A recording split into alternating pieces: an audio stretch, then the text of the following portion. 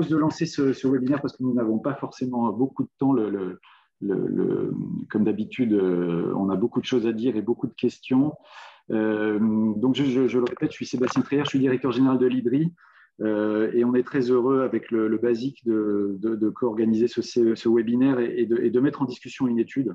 Je voudrais dire quelques éléments de contexte. En fait, cet événement, pour moi, est extrêmement important dans le cadre de la crise que nous vivons actuellement, au-delà de la question sectorielle agricole. Et je sais que beaucoup d'acteurs du secteur agricole sont avec nous aujourd'hui, du secteur agricole et alimentaire.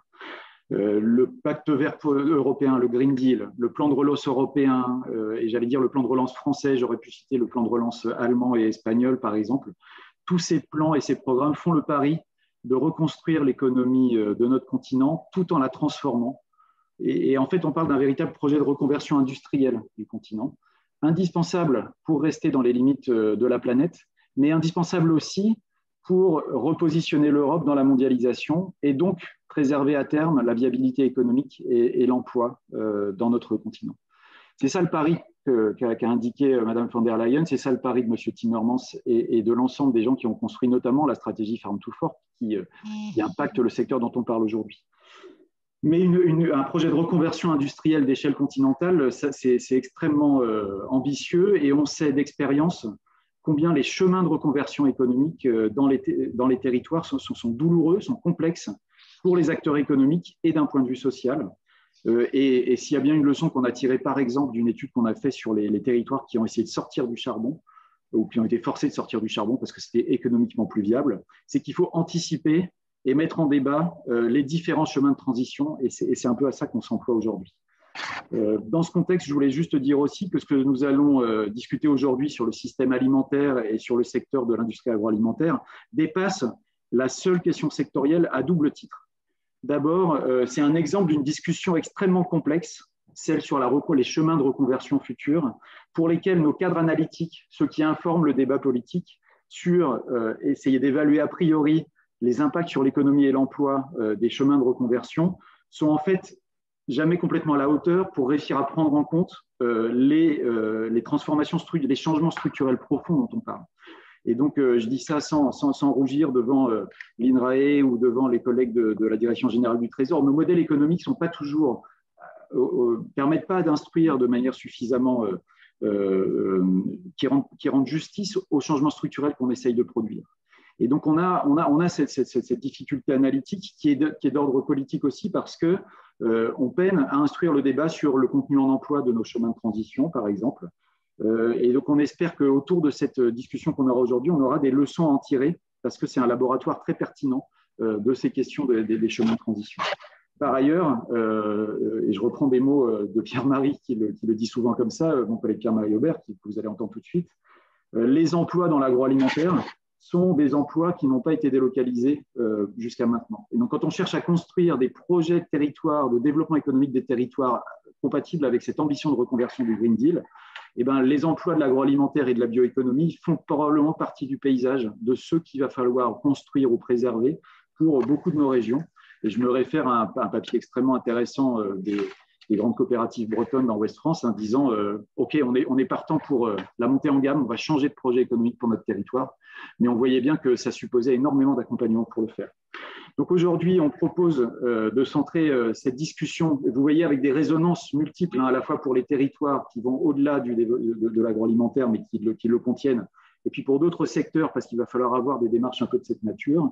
On propose de discuter des travaux sur lesquels l'IDRI et le BASIC se sont penchés dès 2018, notamment autour de l'exercice de la stratégie nationale bas carbone française, en se disant si on prend cette transition-là au sérieux, et c'est ce qu'on fait aussi tout un tas de collègues comme les citoyens de la Convention citoyenne, prenons cet exercice-là comme étant un scénario de référence par rapport auquel on veut essayer de fonctionner. Quels sont les chemins de transition ?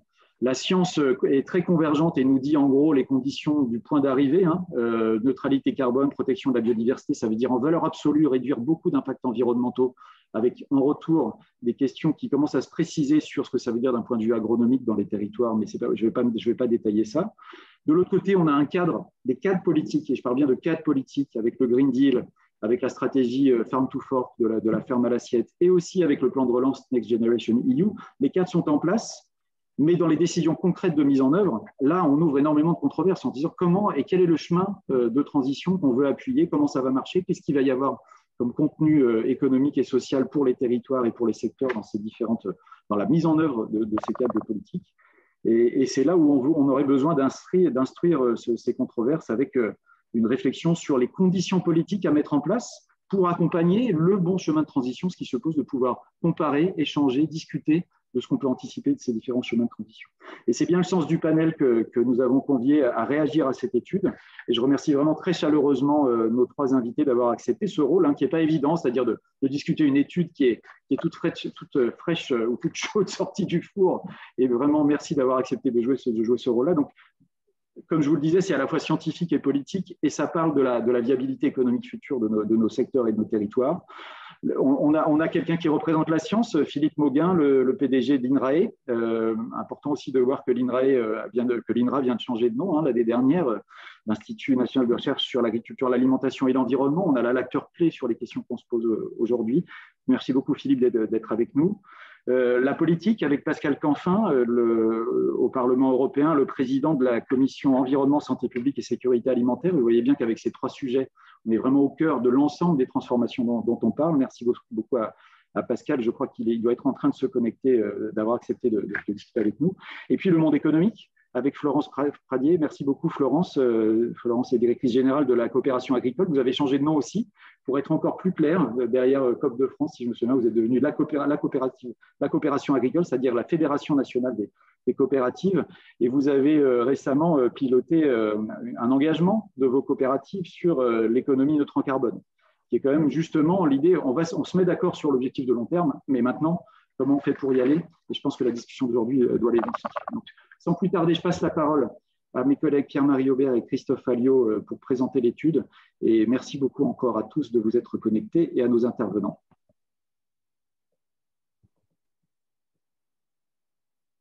Merci beaucoup Sébastien et merci à tous d'être là.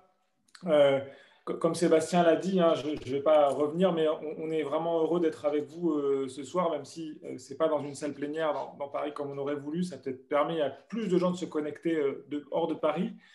Un tout petit mot d'introduction au-delà de vous tous qui êtes là aujourd'hui et de nos panélistes qui ont accepté de venir jouer le jeu des amis critiques. Un grand merci à tous les acteurs, à tous les partenaires, à tous les membres du comité scientifique qui ont appuyé cette étude depuis 3 ans, en challengeant au fur et à mesure sur nos hypothèses, sur les choix qu'on faisait de modélisation, etc. Sans tous ces partenaires, sans tous les acteurs qui nous ont vraiment titillés en permanence, on n'en serait pas arrivé là. Et donc, c'est important de rendre cet hommage aujourd'hui. Quand on a démarré cette recherche il y a plus de 3 ans, en partenariat avec le ministère en charge de l'Agriculture et le ministère en charge de l'Écologie, et l'ADEME, on partait d'un questionnement qui était relativement simple. Finalement, à quelles conditions est-ce que la transition bas carbone, telle qu'elle était envisagée dans le cadre de la révision de la stratégie nationale bas carbone, comment est-ce que cette transition pouvait être vertueuse sur le plan socio-économique? Et ce qu'on voit aujourd'hui, c'est que 3 ans plus tard, la pertinence de ce questionnement, elle ne s'est pas démentie, et je dirais même, elle est devenue encore plus importante quand on regarde les évolutions récentes. Qu'est-ce qu'on voit? On voit que d'abord, d'un point de vue factuel, les évidences, les éléments factuels qui montrent les impacts de notre système alimentaire sur le climat, sur la biodiversité ou sur les questions sanitaires et sociales, ont continué de s'accumuler et nous montrent le chemin à suivre. Et dans le même temps, les travaux scientifiques mettant en avant la direction de transformation qu'a évoqué Sébastien tout à l'heure, une réduction de la parcelle au paysage, une végétalisation de la production comme de l'alimentation, et puis une réduction des pertes et gaspillages. Ces 3 éléments-là sont devenus les piliers quasiment incontournables de tous les scénarios qui permettent de maintenir le système alimentaire à la limite de la planète. Et dernier élément de contexte fondamental, c'est simplement le fait que 2 documents d'orientation politique majeurs, la stratégie de la fourchette dans le cadre du Green Deal, d'un côté au niveau européen, et cette fameuse stratégie nationale bas carbone finalement publiée en 2020 l'an dernier, prennent délibérément ce chemin, fixent ce cap politique, économique et stratégique pour la transformation du système alimentaire. Alors ce serait un euphémisme de dire que ces orientations-là, elles génèrent, elles cristallisent des craintes de la part de nombreux acteurs du système alimentaire, et à raison. Ces craintes, elles s'organisent autour du fait que on se dit, mais finalement, ces ambitions environnementales, est-ce qu'elles ne vont pas finalement complètement mettre à bas une économie agricole, et notamment du côté des producteurs, ici un parlementaire européen qui s'inquiète, est-ce que ça ne va pas mettre à bas aussi un secteur agroalimentaire dont on sait, et Sébastien l'a rappelé tout à l'heure, qu'il est le principal secteur manufacturier européen, en France aussi, en termes d'emploi, en termes de PIB, en termes de valeur ajoutée, et donc dont on a besoin aujourd'hui, plus particulièrement dans cette période de reconstruction. Ce que nous, on a, le pari qu'on a fait, enfin l'analyse qu'on a fait de cette situation, de cette dynamique sociale, politique, discursive, c'est qu'elle est beaucoup liée, et on a ici un travail de l'USDA Paris en décembre qui a fait beaucoup couler d'encre, c'est que ces discussions-là, elles sont beaucoup liées, Sébastien l'a dit, à des manières d'appréhender les transformations du système alimentaire qui nous paraissent poser 3 types de questions. Le premier, c'est que ce sont des modélisations, des analyses de l'impact économique qui reposent sur une réflexion en termes d'équilibre de marché et qui ne sont pas en capacité d'envisager les transformations structurelles des outils de production de la ferme à l'usine. Or, on sait très bien qu'en 10 ans, il y a 10 ans, les fermes n'étaient pas celles qu'elles sont aujourd'hui, les usines non plus, et dans 10 ans, elles ne le seront pas. Donc, si on veut comprendre ce qui se passe à l'horizon 2030, quand on envisage des transformations sur le plan environnemental et quand on veut comprendre les impacts économiques, il faut pouvoir intégrer les transformations structurelles. Deuxième chose, les questions de demande alimentaire, elles sont en général dans ces approches-là, ce qu'on appelle endogénéisées, c'est un mot un peu barbare, mais simplement pour dire qu'on les fait dépendre uniquement du prix qui lui-même dépend des conditions de production qu'on contraint par des objectifs environnementaux. Or, on voit bien dans les dynamiques sociétales aujourd'hui que les pratiques alimentaires, elles évoluent sous l'effet de beaucoup plus de choses que seulement les prix. Et on a besoin de capter ces transformations et de les faire tenir, de les faire rentrer dans le cadre de l'analyse. Et puis le dernier élément, c'est que le couplage entre analyse physique, si j'ose dire, biophysique, agronomique, et analyse socio-économique, en général, il est assez lâche et il se fait au prisme d'un indicateur unique qui est la tonne de carbone ou de CO2 équivalent, dont on sait qu'elle ne permet pas d'encapsuler l'ensemble des enjeux agro-environnementaux qui se cristallisent autour de fonctionnement du système alimentaire. La biodiversité, les sols, les ressources naturelles, c'est au moins aussi important.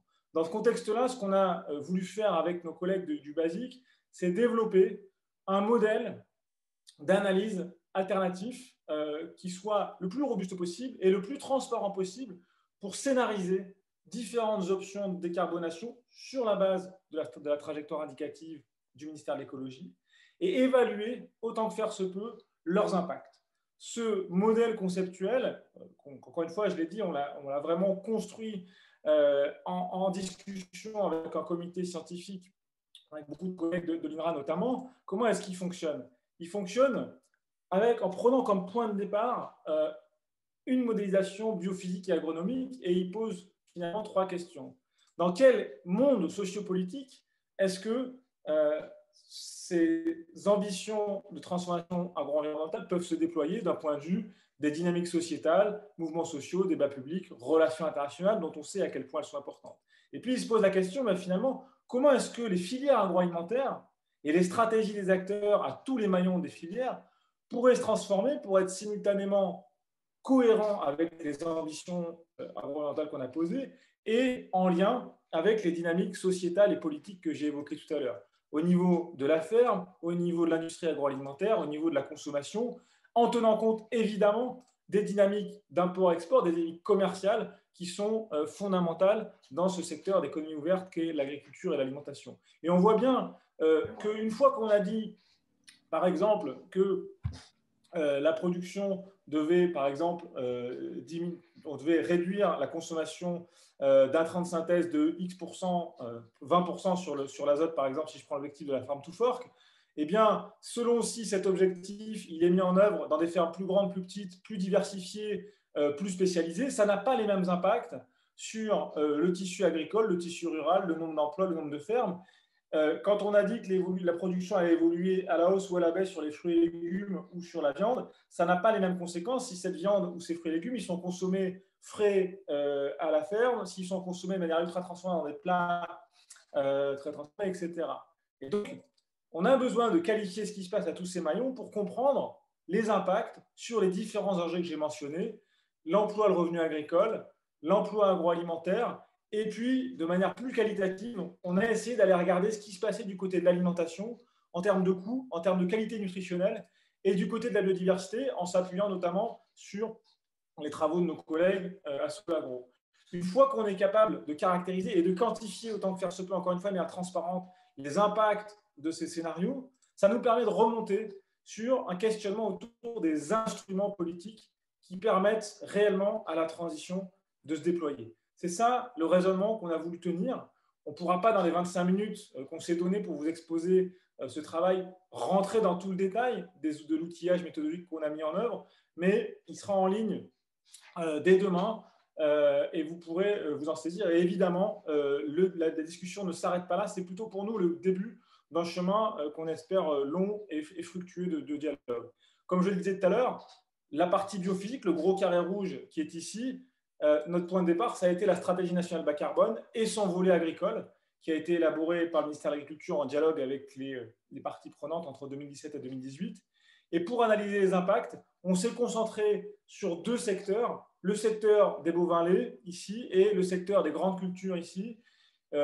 Certes, ça ne fait pas tout, mais ça représente 70% de la surface agricole utile en France et respectivement 50% et 40% de la valeur à l'échelle agricole et de la valeur à l'échelle agroalimentaire. Ça nous paraissait des bons points de départ pour réfléchir. Christophe vous racontera tout à l'heure comment, à partir de ça, on a construit deux scénarios contrastés qui répondent aux mêmes exigences de décarbonation de la ferme France. Avant de lui laisser la parole, deux mots simplement pour vous dire que la robustesse de ce modèle d'analyse, on l'a testé en essayant de saisir ce qui s'était passé de 1990 à 2015 sur le système alimentaire français, et ce qui nous permettait aussi de mieux comprendre, comme j'ai dit tout à l'heure, de mieux reconnecter les objectifs de long terme d'une stratégie bas carbone qui résonne à 2050 avec les enjeux à court terme de tous les acteurs économiques qui aujourd'hui, dans 1 an, dans 3 ans, investisseurs, agriculteurs, industriels, doivent prendre des décisions d'investissement, des décisions structurantes pour leur exploitation et qui se posent la question, comment est-ce que je fais pour être cohérent avec les enjeux que je partage sur les questions environnementales, tout en assurant que mon business il va continuer d'être viable dans les prochaines années. Et c'est cette reconnexion entre objectifs de long terme et trajectoires de court terme et décisions d'investissement qu'on a voulu tenir en faisant le pari d'une réflexion à 2030, telle qu'on vous l'expliquera dans un instant. Alors, qu'est-ce qui s'est passé entre 90 et 2015 qui structure quand même les histoires qu'on peut raconter entre 2015 et 2030? Eh bien, d'un point de vue politique, si je reprends le déroulé de mon cadre analytique, la première brique, c'est la brique politique. Quel est le contexte politique, et notamment autour de 3 types de politiques, celle qui organise l'offre, la demande et qui organise les marchés, les conditions de rencontre entre les deux. Du côté de l'offre, on a un cadre politique notamment structuré autour de la politique agricole commune, on le sait, je ne développe pas ici, mais qui a favorisé une structuration très performante de la production autour d'enjeux de productivité, de compétitivité prix, dans un contexte, c'est le deuxième axe, de libéralisation des marchés après la réforme Machat de 92, on le sait tous, et qui s'est aussi diversifié pour favoriser d'autres formes agricoles autour du pilier 2. Côté demande, qu'a fait la politique, le cadre politique dans lequel nous étions? Eh bien, il n'a pas fait beaucoup pour orienter la demande, avec quelque part une espèce de frilosité par rapport à ça, mais il s'est posé 2 questions. Comment est-ce que je fais pour rendre l'alimentation accessible au plus grand nombre? C'est le paradigme de l'alimentation bon marché qu'a décrit mon collègue Tim Benton à Chatham House en Angleterre. Et le cadre politique, il s'est aussi assuré que cette alimentation, elle était la plus sûre possible pour le consommateur, d'un point de vue sanitaire essentiellement. Ça a accompagné ce cadre politique, il a accompagné une transformation de l'ensemble des maillons, de la consommation de la fourche à la fourchette, on va le prendre dans l'autre sens ici. Côté fourchette, des pratiques contrastées, mais en moyenne, et ça on a aussi un défi méthodologique ici qui est de saisir la diversité des pratiques alimentaires, je ne développe pas ici, mais c'est un enjeu essentiel, autour d'une augmentation quand même très importante des aliments très transformés, qui représentaient en 90 à peu près 10% des calories ingérées, aujourd'hui plus de 40%, Donc là, il y a une augmentation très, très importante de cette partie-là. Une stabilisation de la prise de fruits et légumes frais malgré une tentative de la relancer, hein, un peu moins de 350 grammes par jour et par personne, y compris les fruits et légumes en boîte. On sait que c'est inférieur aux recommandations et on sait aussi que cette moyenne-là, elle cache des grandes disparités avec beaucoup de petits mangeurs. Et puis, depuis les années 2000, une stabilisation de la prise de protéines animales qui avait largement augmenté entre 60 et 2000, avec du coup une baisse tendancielle mais assez légère de la consommation de viande qui est compensée en partie par un maintien, voire parfois, selon certaines années, un retour de la consommation de produits laitiers.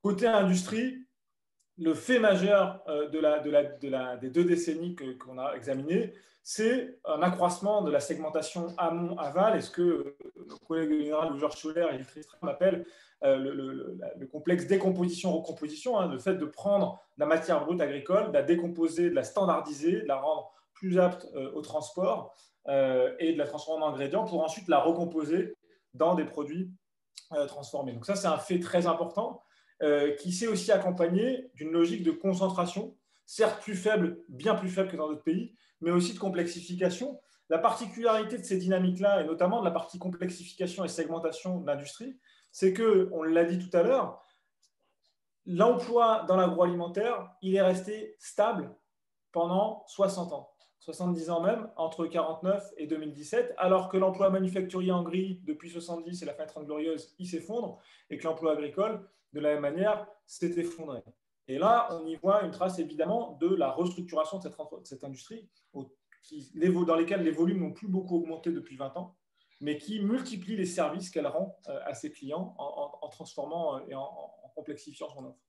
Côté agricole, dernier élément, on a une triple dynamique majoritaire, quoique pas unique, de concentration, d'intensification et de spécialisation, qui s'est notamment traduit par une substitution entre capital et travail dans les exploitations agricoles, et donc une augmentation du capital fixe immobilisé par l'exploitation agricole, et en vis-à-vis une réduction des actifs agricoles qui a accompagné un accroissement du revenu qui a été insuffisant pour rattraper le revenu moyen dans la plupart des pays européens, et c'est le cas en particulier en France.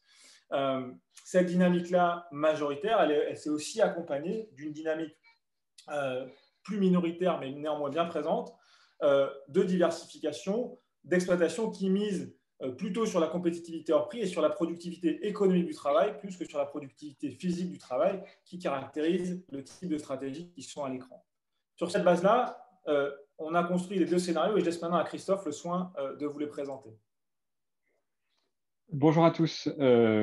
Juste pour me présenter un mot, donc Christophe Alliot du BASIC, partenaire de l'IDRI, donc Bureau d'analyse sociétale pour une information citoyenne. Un petit mot d'abord en introduction. Donc on va se projeter là tous ensemble dans un exercice qui est peut-être un peu nouveau pour certains d'entre vous. Un petit mot sur qu'est-ce qu'un scénario, puisque c'est le mot que vous avez tout en haut de la diapositive ici présent. Si on fait très simple et très ramassé, un scénario, c'est choisir un horizon, des objectifs à atteindre, construire un récit et puis objectiver ce récit par des indicateurs chiffrés qui soient cohérents avec l'histoire et entre eux. Alors, notre point de départ, ce n'est pas nous qui l'avons fait à partir d'une page blanche, c'est un point de départ que nous avons choisi de prendre. Pierre-Marie en a parlé avant, c'est celui de la stratégie nationale bas carbone et plus spécifiquement de son volet agricole. Une stratégie qui a été mise en place pour le volet agricole par le ministère de l'Agriculture en 2017 et 2018 et qui commence par un objectif central, je vous disais, première partie du scénario, divisé par 2 d'ici 2050, c'est l'horizon, les émissions de gaz à effet de serre agricoles. Ils ont, à partir de ce point de départ, réalisé tout ce que je vous disais jusqu'à des indicateurs chiffrés précis sur les quantités physiques de produits agricoles qui seront cultivés, produits sur le territoire national français d'ici 2050 et surtout des trajectoires entre 2020 et 2050 sur les différents points qui permettent de nous amener jusque-là. Pour être un petit peu plus précis, on va voir 4 composantes qui ont permis d'établir ces projections chiffrées sur lesquelles nous sommes basés, encore une fois, d'après le travail du ministère de l'Agriculture. Premièrement, une augmentation de l'efficience au niveau agricole. Cette augmentation de l'efficience, vous avez quelques éléments en dessous, c'est une baisse de l'apport azoté, notamment via des légumineuses, et une amélioration de l'alimentation animale, l'ensemble permettant de contribuer à faire baisser les gaz à effet de serre, les émissions de gaz à effet de serre agricoles. Donc, premier point. Deuxième pavé, plutôt cette fois du côté plutôt en lien avec la consommation, une baisse des protéines animales liées à la consommation alimentaire qui vont se retranscrire par une baisse notamment de 2 cheptels, des bovins et des porcins de manière un peu plus prononcée.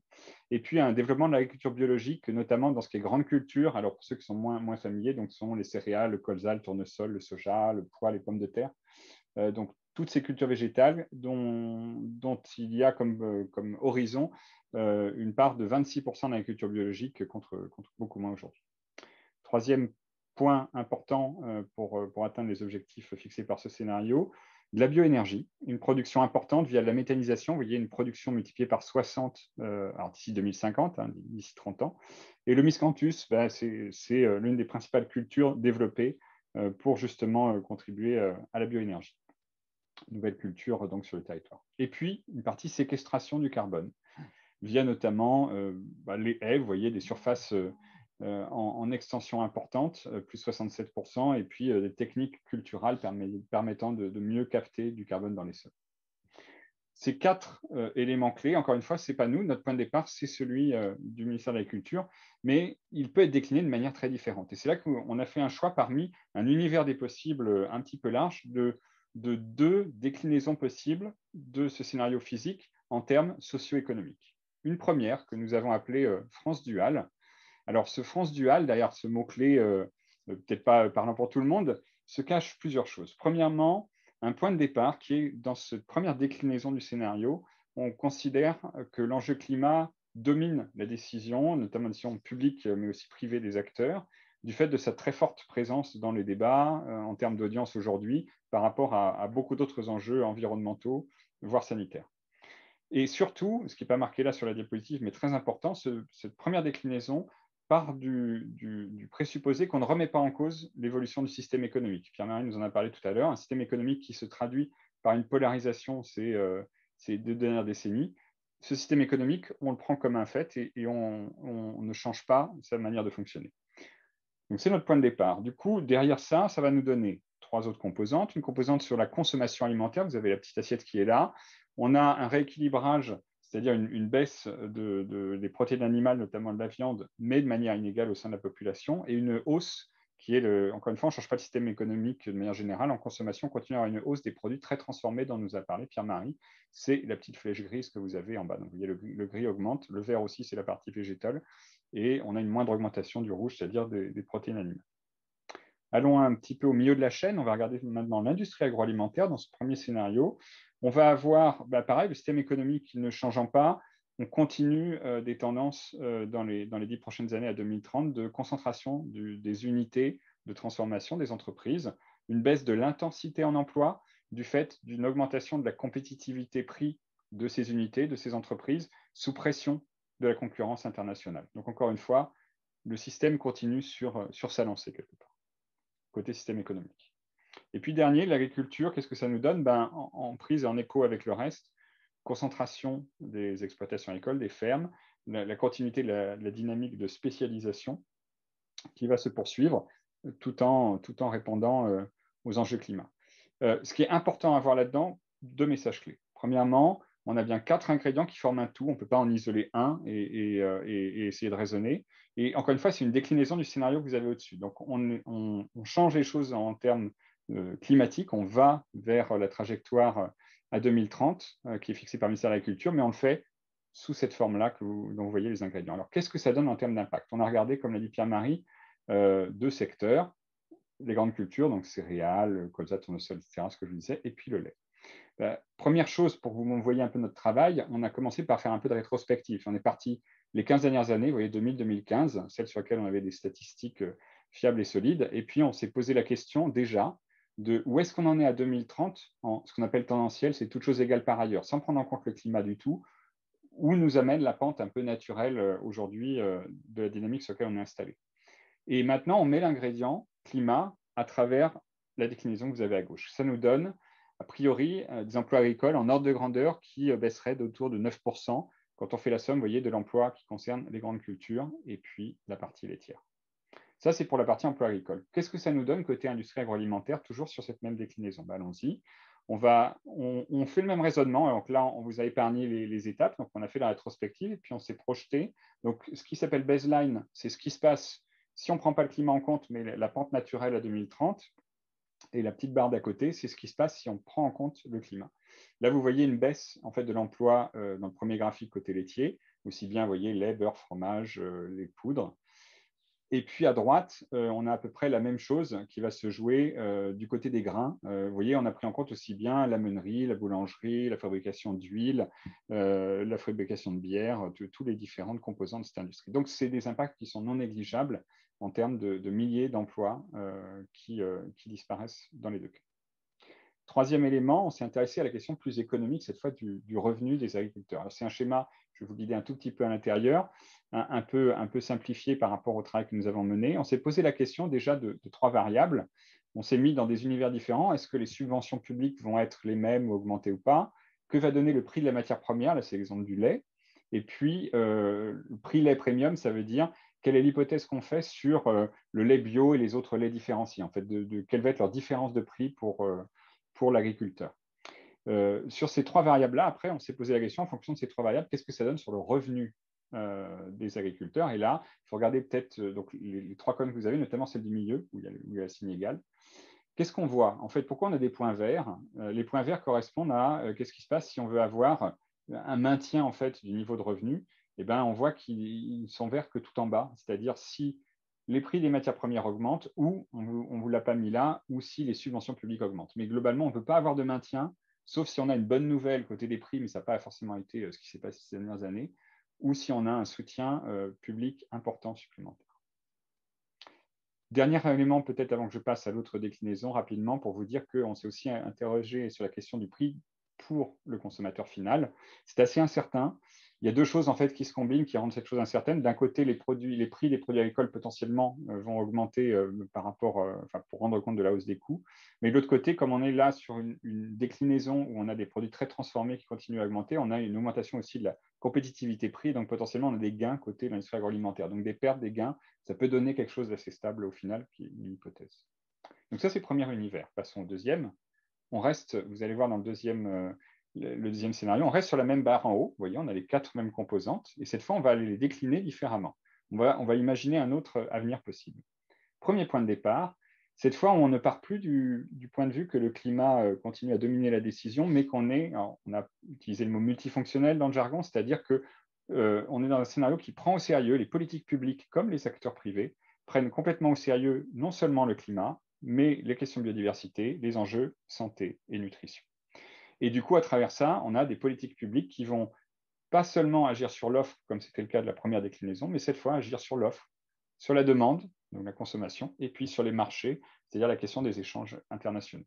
Ce qui n'est pas écrit là, encore une fois, c'est qu'à travers ça, on fait dans cette deuxième déclinaison l'hypothèse qu'on intervient, on imagine un changement du système économique en partie, pas fondamental, mais quand même une inversion d'un certain nombre de tendances, et qui est basée sur des signaux qui existent. Ce n'est pas une pure élucubration, c'est véritablement basé sur des choses et des tendances qui sont peut-être plus mineures aujourd'hui, mais on se dit, voilà, un autre système économique à horizon de 10 ans est possible. Alors, quel est-il? On va le regarder ensemble justement juste en dessous. Premier élément, en termes de consommation, dans cette deuxième déclinaison, on a des choses qui se recoupent, mais globalement, on a un rééquilibrage des régimes alimentaires plus important, une baisse plus homogène de la consommation de protéines animales, et surtout une part des aliments ultra transformés, dont Pierre-Marie nous a parlé, qui commencerait à se restreindre et qui ne continuerait plus sur ça. En tout cas, si elle continue à augmenter de manière très, très, très faible, voire s'inverse. Ça, c'est sur la partie consommation.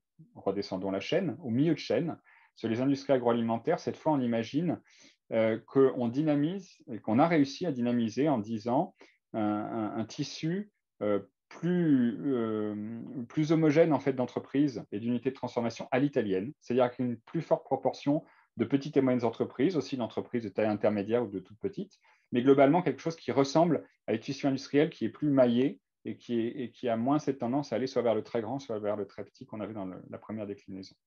Et du coup, ça va donner une intensité en emploi plus importante que dans l'autre déclinaison que nous avions auparavant. Dernier élément, bien évidemment, la question agricole pour répondre à l'ensemble de cette demande.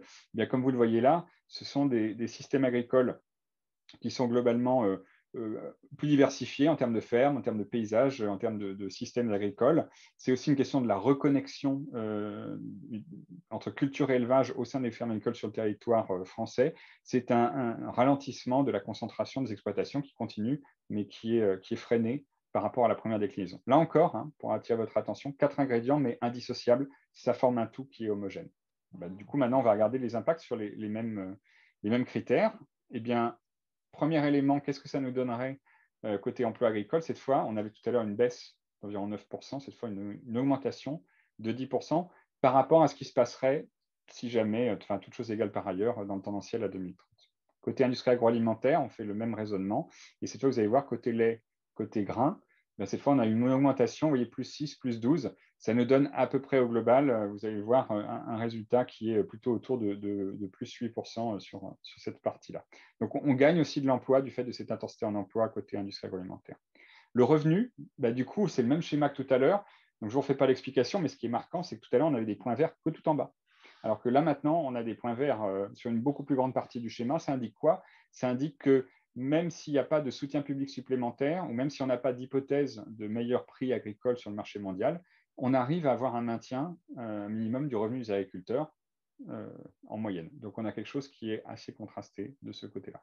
Dernier élément, côté consommation alimentaire, on va avoir sur le prix de l'alimentation, là, potentiellement, une augmentation du prix unitaire d'un certain nombre de produits, du fait de toutes les transformations qu'on a dites, mais un effet de substitution, c'est un panier alimentaire de nous tous, hein, quand on va faire des courses, qui va peut-être changer, mais qui ne dit pas forcément que le budget alimentaire va augmenter, mais en tout cas, la constitution à l'intérieur, elle va changer. Et là, voilà un schéma synoptique, en conclusion, qui vous permet de bien voir de manière en vis-à-vis, en miroir, hein, les deux scénarios. Donc, à gauche, ce qu'on a appelé France Dual, c'est la première déclinaison, on ne change pas le système économique, on est centré sur le climat. À droite, on prend au sérieux biodiv, climat et santé-nutrition. Et en plus, on imagine qu'on a un tissu économique, une logique, un système économique du consommateur, de l'industrie jusqu'à l'agriculteur qui est modifié par une intervention assez volontariste publique et privée. Donc, vous voyez les choses sur lesquelles on peut se focaliser. Hein. D'un côté, un emploi agroalimentaire à moins 12%, de l'autre côté, plus 8%. Emploi agricole, on a à peu près la même chose. Vous voyez, moins 9 d'un côté, plus 10 de l'autre. On a certes un élément sur le prix de l'alimentation qui aurait tendance à plus augmenter à droite, mais avec une amélioration des questions de santé et nutrition, forcément se pose derrière un peu la question du coût caché en fait, de cette alimentation en termes sanitaires qui est loin d'être négligeable. Et un mot de conclusion sur la partie biodiversité qui est importante. On a de faibles impacts, voire très faibles biodiversité à gauche.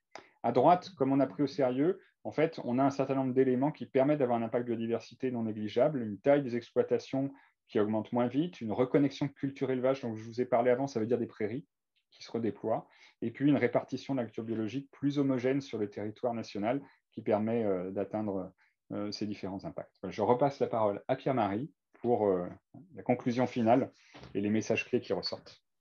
Bien, merci Christophe. Je vais aller très très vite, mais tu as dit l'essentiel. La grosse question et l'énorme point d'interrogation auquel il faut évidemment maintenant s'adresser, c'est la question de la viabilité économique des transformations qu'on envisage et qui en fait renvoie à la possibilité de nouveaux équilibres marchands différents de ceux que l'on a aujourd'hui. Et ces nouveaux équilibres marchands pose un certain nombre de questions politiques sur lesquelles je vais venir tout de suite. Mais ce que ça nous raconte aussi, c'est que la comparaison de ces deux scénarios, elle nous donne à avoir une trajectoire de transition juste, qui est à la fois plausible et désirable. Sa plausibilité, elle dépend évidemment de notre capacité à faire advenir ces nouveaux équilibres marchands, et notamment du côté de la demande. Pour nous, il y a fondamentalement un enjeu de dépasser un tabou autour de la question de la demande. Aujourd'hui, c'est un espèce de territoire sur lequel, politiquement, il est trop sensible de s'aventurer. On a fait un début de campagne d'entretien avec plusieurs parlementaires et plusieurs responsables qui nous disent « nous, on ne s'aventure pas là-dessus, c'est trop compliqué ». Derrière l'idée que la liberté du consommateur serait sacrée, le consommateur, aujourd'hui, il est déjà soumis à de multiples injonctions. Et en ce domaine-là, moins qu'ailleurs, on sait très bien que le choix, ce n'est pas un choix rationnel et conscient, c'est un choix qui est déterminé par de tout un tas d'éléments. Et il n'y a pas de raison que la puissance publique n'intervienne pas pour faire du choix le plus sain et le plus durable, le plus évident pour le consommateur. Et c'est à ça que nous, on appelle. Il y a une multiplicité de dispositifs possibles qui sont aujourd'hui dans le débat, soit au niveau français, soit au niveau européen. Je les ai listés là, plus pour les garder en tête. La question, c'est plutôt comment on passe à l'échelle sur ces dispositifs-là. Côté marché et côté offre, on voit bien que le projet, ça ne peut être qu'un projet européen qui suppose en fait un marché et une politique agricole qui soit véritablement commune. On voit bien aujourd'hui que des différentiels de compétitivité prix existent déjà entre les opérateurs français et d'autres opérateurs européens. Je pense notamment au secteur du lait avec nos voisins danois ou nos voisins allemands, et que les trajectoires envisagées par le Danemark, par exemple, sont très très différentes de celles qu'envisagent les Français et pourraient aggraver ces différentiels de compétitivité prix et donc rendre caduque la vision qui est portée aujourd'hui côté ministère de l'Agriculture. Donc la question, c'est comment est-ce qu'on fait converger, au moins dans une certaine mesure, les visions qui sont portées. Le nouveau mécanisme de délivrance de la PAC, il pourrait nous proposer ça à travers une organisation d'un mécanisme de redevabilité dans l'analyse des plans stratégiques nationaux au niveau du Conseil. Pour nous, c'est un enjeu qui est clé. Et puis, par rapport à la question internationale, l'Europe, c'est l'avis qui a été rendu hier par la Commission internationale du Parlement européen. Rappelez que l'Europe, c'est le premier marché alimentaire, c'est la première puissance exportatrice agricole. Elle doit avoir des ambitions pour le commerce mondial et pour faire évoluer de manière convergente l'offre vers des choses les plus durables et les plus saines possibles. Et là-dessus, il y a un projet important dont les eurodéputés sont largement conscients et qu'il faut accompagner. C'est aussi, dernier élément, je m'arrêterai ici, c'est un enjeu pour la recherche qui est fondamental. Le travail qu'on a fait ici, il s'est restreint pour des raisons de faisabilité et quelque part d'exploration à 2 secteurs qui certes sont importants, mais si on pose la question de l'emploi, le secteur de la viande est un secteur au moins aussi important, c'est quasiment un tiers de l'emploi agroalimentaire en France, c'est le même ordre de grandeur pour l'Europe. Et c'est aussi hyper important de regarder ce qui se passe du côté des légumineuses et de toutes les protéines alternatives, qui est un marché en pleine expansion et qu'on a peut-être besoin d'accompagner, et du côté des fruits et légumes, qui lui, pour le coup, en ce qui concerne la France en tout cas, est un secteur qui bat de l'aile, qui a beaucoup de difficultés et dont on sait l'importance sanitaire et dont on sait aussi l'importance pour l'emploi. C'est le secteur qui a toutes les maillons de la filière et le plus intensif en emploi. C'est là où on crée le plus d'emplois par tonne produite, par tonne transformée. Et donc, par ailleurs, c'est lui qui apporte le plus de bénéfices environnement et santé. On a besoin de réinvestir dessus. Sur la recherche, il y a aussi un enjeu de développer sur le volet revenus, sur lequel on n'a pas pu aller jusqu'au bout de ce qu'on aurait voulu faire. C'est très complexe. Ça nous a quand même permis de voir que tous les travaux qu'on voit passer et qui disent le revenu va être impacté comme ci et comme ça, il y a derrière une grosse boîte noire avec beaucoup d'hypothèses et on aimerait bien pouvoir soulever le capot. Et dernier élément, on a très peu intégré la question de la distribution, dont on sait l'importance qu'elle a. On le voit aujourd'hui dans les négociations commerciales suite à la loi Egalim. Et il y a 2 questions clés aussi, l'hétérogénéité des pratiques de consommation et l'hétérogénéité des stratégies au niveau des industries agroalimentaires qu'on n'a pas pu considérer du fait d'une limitation sur les données de la statistique publique. Je m'arrête là. Le chantier, on l'a dit avec Sébastien, il est à la fois scientifique, politique et économique. Et avec ça, je voudrais remercier tous ceux qui ont permis à cette étude d'exister. On l'a déjà fait au début. Ça ne mange pas de pain de le remettre par nom. Merci encore une fois et je laisse Brigitte reprendre la main pour introduire nos panélistes. Merci beaucoup Pierre-Marie, merci Christophe Alliot. Et je salue donc maintenant les invités qui ont accepté d'entrer dans cette discussion que tu as très bien tracé, dont tu as tracé les contours. Pierre-Marie, merci beaucoup. Donc, Philippe Monguin qu'on retrouvera tout à l'heure, Florence Pradier qu'on retrouvera tout à l'heure, mais tout d'abord Pascal Canfin, avec donc ces questions à échelle européenne. On lui avait demandé de répondre à cette question, quels sont les enjeux européens pour une transition juste, puisqu'on voit que, évidemment, le cadre politique de la PAC est structurant, on l'a rappelé tout à l'heure. On a parlé de cette structuration entre un système de l'offre, l'importance que doit prendre un travail sur la demande, l'importance que doit prendre un travail sur les filières. Et donc, Pascal Canfin, je vous passe tout de suite la parole et je voudrais vous dire, avant que vous ne commenciez, comme je sais que vous ne pouvez pas rester avec nous jusqu'au bout, qu'il y a 2 questions très intéressantes qui vous sont destinées déjà, que je voudrais vous poser quand vous aurez terminé, dans la boîte des questions-réponses. Merci beaucoup. Donc, si vous avez le temps, quand vous aurez terminé, je vous poserai ces 2 questions-là. Je vous laisse la parole. Parfait. Et je vais essayer de les regarder également en parallèle pour éventuellement y répondre dans mon propos introductif si j'arrive à les trouver. Bien, merci beaucoup. Je voudrais d'abord commencer par un grand merci parce que cette étude met le doigt sur ce qui me semble absolument fondamental, c'est-à-dire tracer un chemin crédible et cohérent de la transition agricole. Je pense qu'on a réussi à faire ce travail. C'est jamais parfait, et le monde est complexe, il évolue, etc. Mais enfin, fondamentalement, on a réussi à faire ce travail sur l'énergie. On sait ce qu'on veut, on est en train d'adapter le cadre réglementaire européen dans le contexte du Green Deal. Il va y avoir là, en juin, la réforme du marché du carbone, la réforme de la directive énergie renouvelable, etc. etc. Sur les transports, on voit le chemin aussi.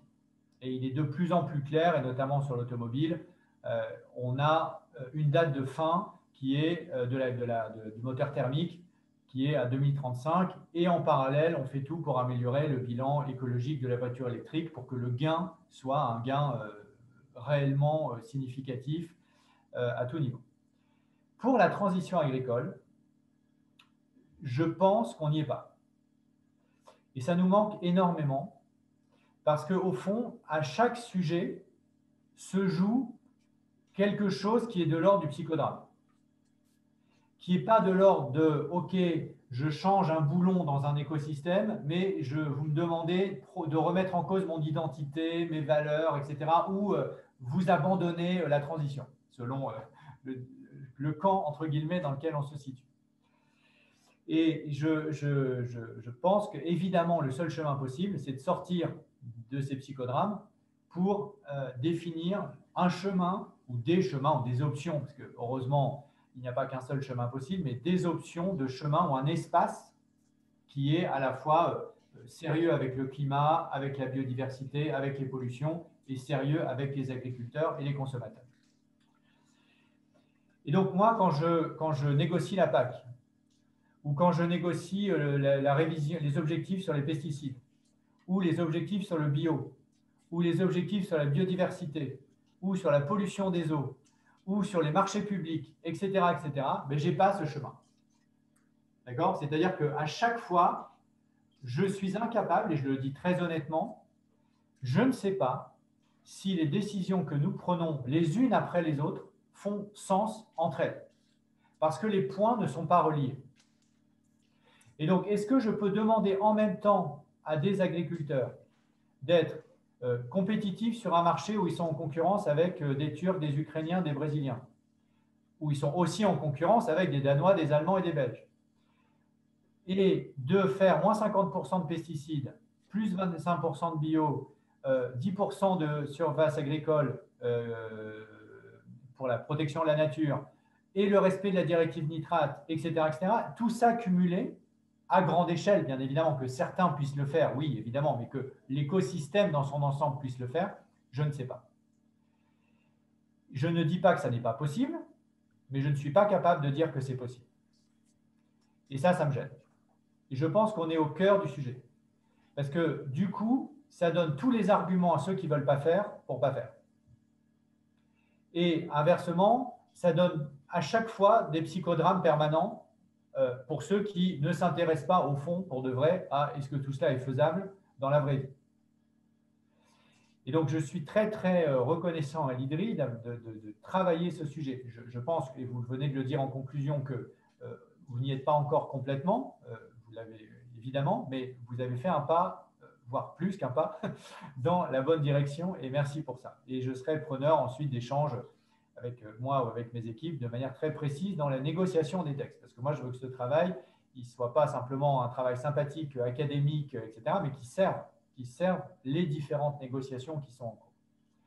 Et donc, j'en viens dans ma conclusion à la négociation de court terme, qui est la PAC. Quand je dis court terme, c'est que notre volonté, c'est d'atterrir à un compromis entre le Parlement et le Conseil avant l'été, sous présidence portugaise. C'est très important, c'est pour moi la date limite. Ça fait 2 ans qu'on négocie ce texte. On a nos positions depuis le mois d'octobre, côté Parlement comme côté Conseil. Donc, on doit y arriver. Et si on n'y arrive pas, la présidence suivante sera, à mon avis, trop faible pour y arriver. Et la présidence suivante, c'est la France. Et je ne suis pas sûr qu'on ait collectivement intérêt à ce qu'on négocie la PAC en campagne présidentielle avec la présidence française. Donc, il faut y arriver avant. Et donc, avant, c'est maintenant.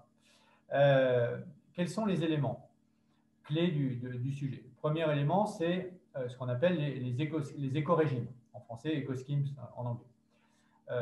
On a des positions différentes entre le Conseil et le Parlement sur le chiffre. Mais pour moi, le cœur, ce n'est pas le chiffre. 20-25% du pilier 1 pour les éco-régimes, au fond, peu importe, si de toute façon, les éco-régimes, c'est du greenwashing. On pourrait avoir 25% de greenwashing, ça fera toujours du greenwashing. Et là, on a une vraie différence entre la position du Conseil et la position du Parlement.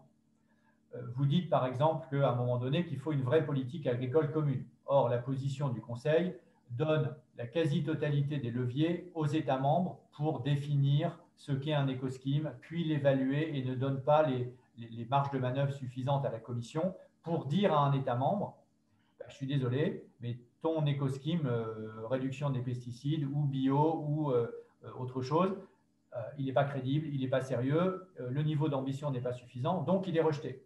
Et s'il est rejeté, il n'y a pas d'argent. Or, la PAC, on le sait bien, c'est notamment le pilier 1, c'est d'abord la machine à déployer des aides. Et donc, cette réforme, elle peut être potentiellement structurante. Et moi, je suis très largement en soutien à la position qui a été votée au Parlement. Je sais que les ONG environnementales trouvent que ça ne va pas assez loin, et je comprends pourquoi elles trouvent que ça ne va pas assez loin, mais enfin, quand on regarde l'existant et qu'on regarde la position du Conseil, ça va très, très, très, très, très loin dans la bonne direction. Et ça va être une bataille clé qui est en train de se jouer maintenant. Et évidemment, le résultat de cette bataille ira dans le sens de la capacité à déployer une vraie architecture verte de la PAC commune, différenciée selon les pays, et c'est normal parce que on ne fait pas l'huile d'olive en Grèce comme on fait des céréales au Danemark. Donc, évidemment, il y a des tas de différenciations, ce qu'on appelle de flexibilité nécessaire dans la vraie vie, mais le cadre est commun et surtout, on donne la possibilité à la Commission de dire non. Donc, c'est, je pense, un élément clé de la négo en cours. Le deuxième élément clé de la négo en cours, et ça rejoint ce que je disais au début, c'est l'alignement de la PAC avec les négociations, avec les législations Green Deal. Ce qui est sorti de la position du Parlement européen, c'est qu'en 2025, pourquoi 2025 ? Parce que on le sait tous, aujourd'hui, l'agriculture et la PAC n'est pas alignée avec les objectifs climat. Donc, dire demain matin, elle doit être alignée, autant dire que ça ne veut rien dire, puisque c'est impossible. En revanche, 2025, c'est 3 ans, 4 ans, et une fois qu'on aura mis en place les choses, 3 ans, pardon, c'est rapide, mais ça laisse quand même un peu de temps pour s'adapter. Donc, en 2025, la PAC, les plans stratégiques nationaux, qui sont le cœur du réacteur de la PAC, devront être compatibles et alignés avec toutes les législations environnementales du Green Deal. Donc, climat, biodiversité, pollution, etc. Ça, c'est transformationnel. Parce qu'aujourd'hui, une des choses dont on souffre, et qui rejoint ce que je disais au début, c'est la déconnexion totale entre la PAC d'un côté et les objectifs environnementaux de l'autre. La directive pesticides n'est pas dans la PAC. Et la PAC ne fait aucune référence à la directive pesticides. Et ensuite, vous dites aux agriculteurs, les deux sont liés. Non, législativement, ils ne le sont pas. Mais dans la vraie vie, évidemment, ils le sont. Et donc, il faut qu'on arrive à créer ces passerelles. Le cœur de ces passerelles, ce sont les éco-régimes. Mais encore faut-il qu'ils soient sérieux, c'est le point 1, et encore faut-il que les plans stratégiques nationaux, encore une fois le cœur du réacteur, les intègrent totalement. Si on gagne ces deux batailles-là, je pense qu'on aura créé les conditions pour que la PAC serve réellement la transition agroécologique. Si on les perd, moi personnellement, je voterai contre la PAC. Parce qu'on aura raté la révolution dont on a besoin. C'est une révolution qui prend du temps, c'est une transition, ce n'est pas l'effet falaise, etc. Mais c'est un changement systémique. On peut l'avoir, on est en train de le négocier, je ne sais pas encore si on l'aura. Voilà, je conclus là-dessus. En tout cas, merci beaucoup pour votre travail et je prends les éléments qui sont dans ce document et je reviendrai vers vous pour essayer, parce que j'ai beaucoup de questions, je reviendrai vers vous pour vous les poser et qu'on continue le travail ensemble. Merci beaucoup. Merci beaucoup pour votre intervention et des positions importantes que vous avez exprimées. Et je voudrais essayer de rebondir avec des questions qui m'ont semblé intéressantes, qui ont été posées par notre public virtuel. Alors, vous n'avez peut-être pas le temps de les lire, mais je les ai regardées pour vous. Si vous voulez, moi, je vous pose d'abord cette toute dernière question qui vous est adressée. Je vous la lis telle quelle et je vais y joindre 2 autres questions. Donc, la première, à l'heure où la PAC est nationalisée, quelle perspective pour renforcer au contraire l'Europe, pour éviter que les pays se fassent concurrence entre eux, avec un dumping environnemental et social visible? Est-ce qu'on aurait des perspectives pour le coup d'après? Ça, c'est une première question. Je vais vous en poser une autre, le temps de la retrouver, qui s'intéresse au commerce et donc aux relations commerciales de l'Europe avec les régions tierces du monde. Et donc, qui souligne que notre étude préconise une baisse de la consommation de viande. Et donc, cette question, c'est quelle cohérence entre la baisse que nous préconisons de la baisse de consommation de viande et les importations supplémentaires qui sont prévues dans les accords de libre-échange, certes contestés, du Mercosur, même de la Nouvelle-Zélande et même le CETA. Et si ça vous va, je vous en pose une troisième, qui était la première qu'on a eue dans le chat. Elle est politique aussi. L'ambition de souveraineté alimentaire affichée par Emmanuel Macron est-elle compatible avec le plan Farm to Fork qui devrait réduire de manière importante la production européenne? Oui, alors ça, je vais commencer par la fin. Ça, c'est une étude américaine. J'espère que, je ne sais pas ce que vous en pensez à l'IDRI, mais c'est une étude qui raisonne toutes choses étant égales par ailleurs. Bien évidemment, quand on fait une transformation agricole, précisément, on ne raisonne pas toutes choses étant égales par ailleurs. C'est une étude américaine qui vaut ce qu'elle vaut, c'est-à-dire objectivement pas grand-chose, surtout quand on voit qu'il l'a commenté. Donc, je l'ai régulièrement utilisée par l'extrême droite, par exemple, au Parlement européen. C'est une raison de plus pour s'en méfier. Donc, je passe cet élément-là, qui néanmoins met le doigt sur quelque chose que j'évoquais moi-même au début. Je mets de côté la réponse et l'étude, je ne mets pas de côté le problème. Le problème étant, est-ce que tout ça est cohérent? Et ce test de cohérence n'est jamais fait. Ce test de cohérence en termes de souveraineté alimentaire, de revenus des agriculteurs, d'aménagement des territoires, évidemment d'impact positif sur l'environnement cumulé, il n'est jamais fait. Et au fond, si je fais une analogie qui vaut ce qu'elle vaut, on est très critique sur la législation des pesticides parce qu'elle n'analyse pas l'effet cocktail. Les agriculteurs, ils sont très critiques sur le verdissement de leur politique agricole parce qu'en fait, on n'analyse pas non plus l'effet cocktail. Et il faut avoir l'honnêteté intellectuelle de faire les deux, c'est-à-dire de dire ce que moi je dis depuis des années, arrêter d'autoriser des pesticides les uns après les autres sans jamais relier les points entre eux parce que notre corps humain, lui, relie les points entre eux. Et la même chose pour les agriculteurs. Arrêtez de dire à chaque fois la bataille du moment, c'est ça. Alors, une fois, c'est le bio, une fois, c'est les pesticides, une fois, c'est la biodive, une fois, c'est l'eau, etc. Et vous ne reliez jamais les points. Et donc, ça, c'est la mesure de cet effet cocktail est très important. Ensuite, sur la partie compétitivité. Nous, on se bat et c'est une bataille que la France mènera lorsqu'elle aura la présidence de l'Union européenne, c'est-à-dire au premier semestre de l'année. On se bat pour modifier la directive qu'on appelle résidu maximum. Comment c'est en français? Niveau maximum résiduel, quelque chose comme ça de pesticides. Pourquoi? Parce qu'aujourd'hui, c'est quand même extrêmement compliqué d'expliquer à un agriculteur qu'on lui interdit une substance, mais qu'on autorise l'importation d'un produit directement concurrent par rapport à ce qu'il fait, mais qui utilise cette substance. Et parce que c'est une importation, on l'autorise, alors que la même substance, on l'interdit chez nous. C'est très compliqué de lui expliquer ça. Et objectivement, je me mets à sa place, c'est logique.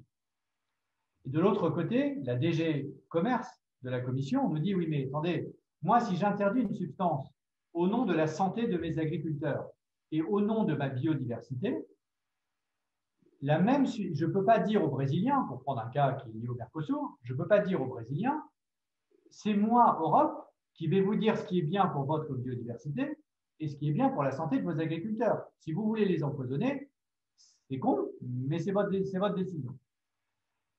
Mais évidemment, voilà. Donc chacun se fait ce ping-pong depuis des années et des années. Et donc, on va essayer de craquer ça en travaillant la base légale de la directive sur les résidus de pesticides pour essayer de faire en sorte que lorsqu'un pesticide est interdit chez nous, au moins pour les plus dangereux, si ce n'est pour tous, le résidu minimum, ce soit 0. Enfin, maximum, ce soit 0.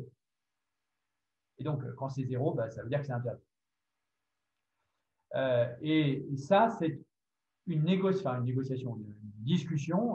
Puis ensuite, la négociation, elle viendra formellement d'un point de vue législatif en 2022-2023, mais c'est une discussion que nous allons avoir en 2021 et 2022 pour mise en œuvre ensuite. Donc ça fait le lien avec le Mercosur.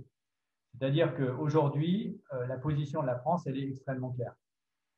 En l'état, le Mercosur, c'est non. C'est la position d'une majorité au Parlement européen que nous sommes allés chercher, qui va en gros de toute la gauche jusqu'à une partie de la droite. C'est une majorité étroite parce que vous avez les socialistes espagnols qui sont très pour, les socialistes portugais sont très pour, les Verts allemands sont plutôt contre, mais ils savent qu'ils vont faire alliance avec la CDU qui est très pour, et donc voilà, tout le monde se regarde un peu en chien de faïence. On est à peu près les seuls à être extrêmement clairs, quelles que soient les sensibilités politiques en France, puisque de l'extrême gauche à l'extrême droite, en passant par le centre, les socialistes, les Verts et la droite, tout le monde est contre. Et c'est un cas de figure très particulier. Je rappelle sur le Mercosur que les Verts et les sociodémocrates qui dirigent en Suède depuis 5 ans sont pour le Mercosur. Ils ont encore fait une lettre en étant pour. Donc, il faut bien comprendre que le schéma français, où il y a une sorte d'unanimisme anti-Mercosur, que je partage, hein, bien sûr, sur le fond, est ultra minoritaire. Ultra minoritaire. D'ailleurs, il n'y a que 3 pays en Europe qui sont, 4, pardon, qui sont formellement contre le Mercosur en l'état. C'est l'Irlande, la France, le Luxembourg et l'Autriche. Et donc, notre travail maintenant, c'est d'élargir la coalition des Antilles et de travailler avec la Commission européenne pour voir s'il y a des conditions fortes qui annihileraient les effets négatifs du Mercosur, ou si, au fond, quand on commence à soulever le capot et à regarder les conditions, à la fin, il n'y a pas d'accord possible.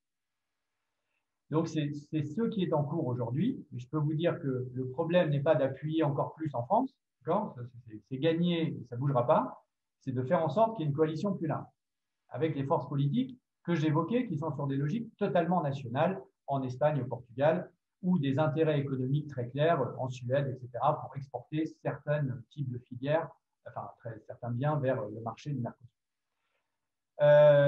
J'ai essayé de répondre aux deux deuxièmes questions, donc j'ai oublié la première. Alors, si vous vouliez bien, sur la première que je vais vous rappeler et me faire, si vous voulez bien, une réponse un petit peu plus courte, c'était le risque de dumping social entre États avec la PAC qui se nationalise, entre guillemets. C'est parfaitement identifié, c'est exactement ce que je disais au début, c'est-à-dire que le cœur du sujet, c'est ce qu'on appelle la communalité de la PAC. Plus on flexibilise et on nationalise, moins on a de communalité, moins on a de capacité à transformer. C'est très clair. Les néonicotinoïdes étant un très bon exemple de ça. Pourquoi le gouvernement a dû revenir sur le sujet d'interdiction des néonicotinoïdes? Parce que les betteraviers belges et les betteraviers allemands, qui sont les concurrents directs des betteraviers français, continuaient à utiliser ces néonicotinoïdes. Pourquoi? Parce qu'il y a des dérogations nationales. Et du coup, vous êtes, betteravier français face à un betteravier belge qui utilise les néonicotinoïdes dans le cadre réglementaire actuel. Enfin, vous dites, c'est scandaleux, c'est comme si j'étais journaliste et il y en a un qui a droit à des micros et des enregistreurs et l'autre qui a droit à rien et il faut qu'il quand même fasse le même métier. Bon, c'est compliqué. Donc, c'est évident que plus on nationalise la PAC, moins on fera la transition. Ça, c'est une ligne rouge totale. C'est pour ça que si jamais on arrivait à ça, je voterai contre, comme je l'ai dit tout à l'heure. Et le dernier point, c'est ma conclusion. Il y a un article de la loi climat-résilience qui est très intéressant, qui est passé pour l'instant totalement sous les radars, tant mieux. C'est l'alignement du plan stratégique national français avec les objectifs climat et biodiversité. Ça veut dire que dans la loi climat-résilience, c'est vers la fin de la loi, c'est l'article 50 ou 60, on acte légalement le fait que le plan national stratégique français devra être aligné avec nos objectifs environnementaux. C'est énorme. C'est absolument structurant. Ça ne fait pas une ligne dans les journaux, ça ne fait pas du menu végétarien à la cantine, etc. Mais alors, je peux vous dire que c'est profondément structurant. Donc, si ça va au bout, je croise les doigts et j'espère que ça ira au bout, ça sera un acquis énorme et c'est exactement ce que l'on défend nous au niveau européen. Et comme je vous le disais, pour l'instant, c'est le cas dans la position du Parlement européen, ça n'est pas le cas dans la position du Conseil. Merci beaucoup. Merci Pascal Canfin. Je vous ai posé directement quelques questions de la salle virtuelle parce que je sais que vous ne pouvez pas rester avec nous jusqu'à la fin de cet échange. Donc, merci pour ces positions que vous nous avez expliquées. Et je vous laisse vous déconnecter si vous le souhaitez, mais vous pouvez rester bien sûr avec nous encore un petit peu. Je voudrais dire à la salle qu'il y a beaucoup de questions très, très précises concernant l'étude elle-même. Peut-être que Baptiste de l'IDRI ou Pierre-Marie, si vous pouvez, enfin Baptiste surtout, je crois, si tu as le temps, et que certaines questions peuvent avoir une réponse rapide, factuelle, ça rendra service aux gens, ça sera agréable aux gens qui posent ces questions-là, mais évidemment, l'ensemble de l'étude va être publié, et donc vous trouverez peut-être dans l'étude qui sera publiée demain des réponses à vos questions très précises, parce qu'il y en a beaucoup, et je crains qu'on n'ait pas tout le temps de les poser une par une. Et donc, puisqu'on est déjà en retard, maintenant, je passe la parole à Florence Pradier, donc la directrice générale de la coopération agricole, pour que vous nous parliez de la façon dont vous voyez ces enjeux économiques de quelque chose qu'on dessine comme une transition juste. Je crois que Pascal Canfin a déjà dressé quelques éléments de contexte à la fois européens et internationaux qui sont essentiels à appréhender dans un cadre économique. Peut-être juste quelques chiffres avant de vous donner un peu la vision de la coopération agricole et vous préciser aussi que les coopératives agricoles que nous sommes, enfin en tout cas que j'ai le plaisir de représenter aujourd'hui, sont vraiment des entreprises qui sont ancrées dans les territoires, hein, puisqu'elles appartiennent aux agriculteurs. Elles sont donc de ce fait non délocalisables, non opéables. Elles ont une obligation de majorité dans leur capital d'agriculteurs. Elles sont donc très ancrées dans les territoires. Elles vont de la fourche à la poubelle, c'est-à-dire qu'elles s'intéressent aussi aux déchets qu'elles produisent et qui peuvent être aussi utilisés par les consommateurs. Et voilà, enfin, bref, utilisés par les consommateurs, oui. Et elles ont une particularité par rapport à d'autres entreprises, c'est celle de devoir absorber la production agricole qui est produite, quelle que soit sa qualité et sa quantité, à partir du moment où un coopérateur est adhérent d'une coopérative agricole, la coopérative a l'obligation de valoriser ses produits. C'est une particularité qui fait que sur le plan carbone, on a à la fois un champ très large, un champ d'action possible qui est très large, puisqu'on va de la fourche à la poubelle, je vous ai dit, et de facto une responsabilité par rapport au sujet du carbone.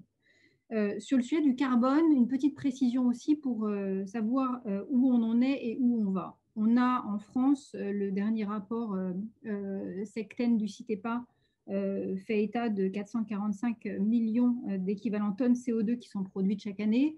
Ça veut dire que pour le secteur agricole, et si je me contente de ce secteur-là, donc sans prendre la part industrielle de l'industrie alimentaire, ça représente 19% des émissions. Donc, on a 85 millions de tonnes équivalent CO2 à aller chercher en termes de réduction d'émissions, d'une part, mais aussi de captation. Et je pense que ça, c'est un volet qu'il ne faut pas négliger dans les éléments économiques qui seront à prendre en compte. Le troisième sujet, enfin l'autre chiffre que je veux dire, c'est que Pascal Canfin le disait, le secteur alimentaire est un secteur sur lequel il est difficile d'avoir une vision. Alors, le secteur alimentaire aujourd'hui, l'alimentation, ça vient tous les jours on passe à la caisse. C'est-à-dire que tous les jours, le citoyen doit s'alimenter et tous les jours, le citoyen mange et donc il est très sensible aux fluctuations puisque celle-ci, c'est pas comme quand vous achetez une voiture hein, une voiture, c'est tous les 10 ans, ça peut être un peu plus, mais en tout état de cause, vous faites un acte d'achat une fois tous les 10 ans ou une fois tous les 5 pour ceux qui prennent des voitures de façon un peu plus fréquente. Sur l'alimentation, c'est tous les jours. Donc la sensibilité en fait de ce secteur-là aux injonctions des citoyens, elle est extrêmement forte. Elle est plus que tout autre secteur, presque. Ça, c'est un premier point. Et en fait, ces injonctions des citoyens, elles changent. Elles sont souvent contradictoires. Et donc, il faut faire avec, il faut composer avec parce que le consommateur est pour nous, évidemment, le premier client, entre guillemets, et le premier client qui doit être servi. Mais ces injonctions sont contradictoires, elles changent avec le temps, elles changent avec les modes aussi. Par contre, ce qui ne change pas, c'est l'intérêt croissant pour le climat. Et sur celui-ci, évidemment, il faut qu'on soit extrêmement actif. Alors maintenant, donc, la coopération agricole a effectivement annoncé il y a quelques temps le souhait de travailler sur une ambition d'atteindre une économie zéro émission nette à l'échelle de l'ensemble de la coopération agricole d'ici à 2035, c'est-à-dire en nous donnant des objectifs supérieurs à ceux qui sont fixés. Pourquoi? Parce que nous avons une chance formidable. On est à la fois des émetteurs, mais on est aussi des capteurs de carbone et d'autres secteurs qui ont ces mêmes ambitions, ces mêmes objectifs à 2050 ne sont qu'émetteurs. Donc, comment nous, étant capteurs et émetteurs, pouvions-nous rester sur un délai qui soit le même que celui d'autres industries? Donc, pour nous, ce 2035, c'est une ambition. On va tout faire pour. Ça traduit en fait la vraie volonté de monter sur ce sujet de façon extrêmement sérieuse et de l'appréhender de façon très, très précise. Alors comment, et vous avez commencé à y répondre, et c'est extrêmement intéressant de voir votre rapport, en fait, pour nous, sur la question de la justesse, on est face à un jeu de Mikado. Vous savez, le Mikado où il faut prendre un bâton et où vous en enlevez un et finalement, vous pouvez tout faire s'effondrer si vous l'enlevez ni à la bonne vitesse, ni dans la bonne direction. Donc pour moi, c'est vraiment le sujet qu'on a à régler. C'est comme si nous, on était face à un jeu de Mikado géant dans lequel il faut petit à petit amener des choses sans perturber ou faire effondrer un système, parce que quand même, ce système et ce secteur alimentaire, c'est celui qui nourrit, j'ai envie de dire la France, l'Europe, mais aussi la planète, puisque on est exportateur sur certaines productions agricoles et ça fait partie des ambitions du rapport. Alors, le rapport que vous avez produit aujourd'hui, pour moi, est extrêmement intéressant parce qu'il essaye, d'abord, il prend des aspects qui sont multidimensionnels, ce fameux Mikado, qui touche à la fois à l'emploi, à la création de valeur. Il ne s'agit pas, avec ce sujet carbone, de détruire la création de valeur que la France aujourd'hui peut avoir au sein de l'Europe et pour le monde, in fine. Donc, on a intérêt et on doit conjuguer toute une série de facteurs avec des contraintes qui ne sont pas ceux de la destruction de notre production française. Et ça, je pense que c'est un vrai point. Il faut qu'on soit en capacité de prendre un peu de hauteur aussi. En 2030, on sera à peu près 1 milliard de personnes en plus. C'est dire que les enjeux dont on parle en matière d'alimentation, ils doivent être pris en compte et probablement pas dans des logiques de décroissance. En tout cas, ils doivent être pris dans des logiques, in fine, qui ne sont pas que de décroissance, puisqu'il faudra qu'au global, on soit aussi contributif par rapport à cette évolution de la population. Je vous ai dit 1 milliard en plus, mais on parle de 11,2 milliards en 2100, c'est-à-dire que par rapport à aujourd'hui où nous sommes à 7,5, je crois, on voit bien que le pas et le chemin à franchir est extrêmement tenu. On est sur une ligne de crête. Alors, sur les éléments qui ont été présentés, évidemment, on ne peut être que d'accord avec une approche agroécologique multifactorielle. Ce que vous appelez, vous, la productivité de l'emploi par bonhomme, plutôt que la productivité de l'emploi par volume, la productivité volumique, pardon. Peut-être quelques limites ou quelques points qui me paraissent importants à souligner, qui ont été rappelés par Pascal Canfin aussi.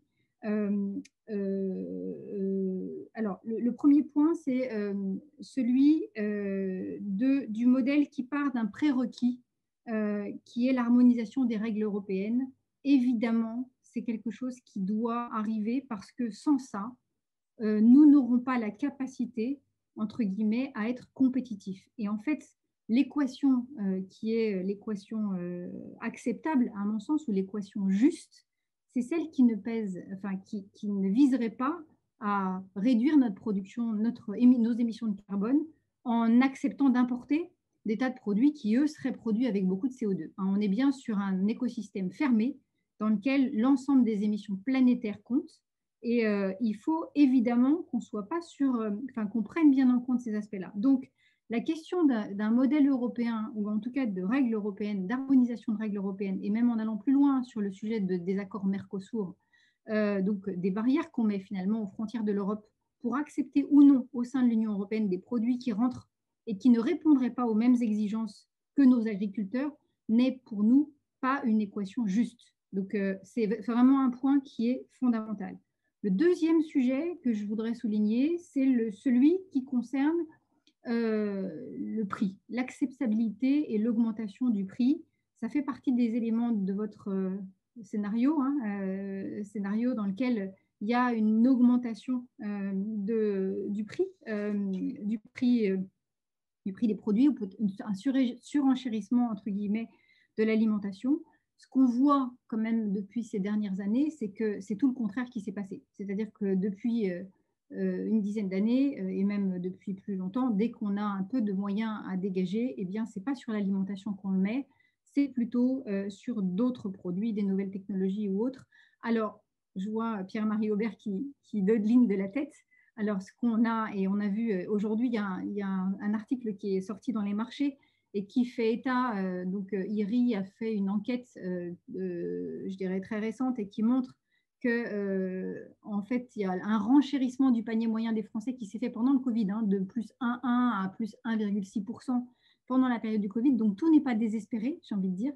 Mais voilà, en tout cas, on peut se dire, et on peut positiver sur ce sujet-là, ça veut dire que finalement, le fait d'aller tout le temps, ou de vouloir tout le temps les prix les plus bas, et pas forcément, je dirais, ce que veulent vraiment les consommateurs, et potentiellement, on a quelque chose à travailler sur ce sujet.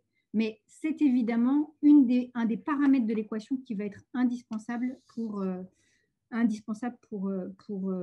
le consentement à payer du consommateur, va être un élément indispensable pour y arriver, évidemment. Peut-être un troisième point, si j'ai encore un petit peu de temps, je ne sais pas, je n'ai pas mesuré. Oui, allez-y, je vous en prie. Okay. Donc, je vous ai dit, il ne faut surtout pas qu'on tombe dans des solutions qui sont hypocrites, évidemment, et qui viseraient qu'on produit bas carbone, mais qu'on apporte du carbone élevé.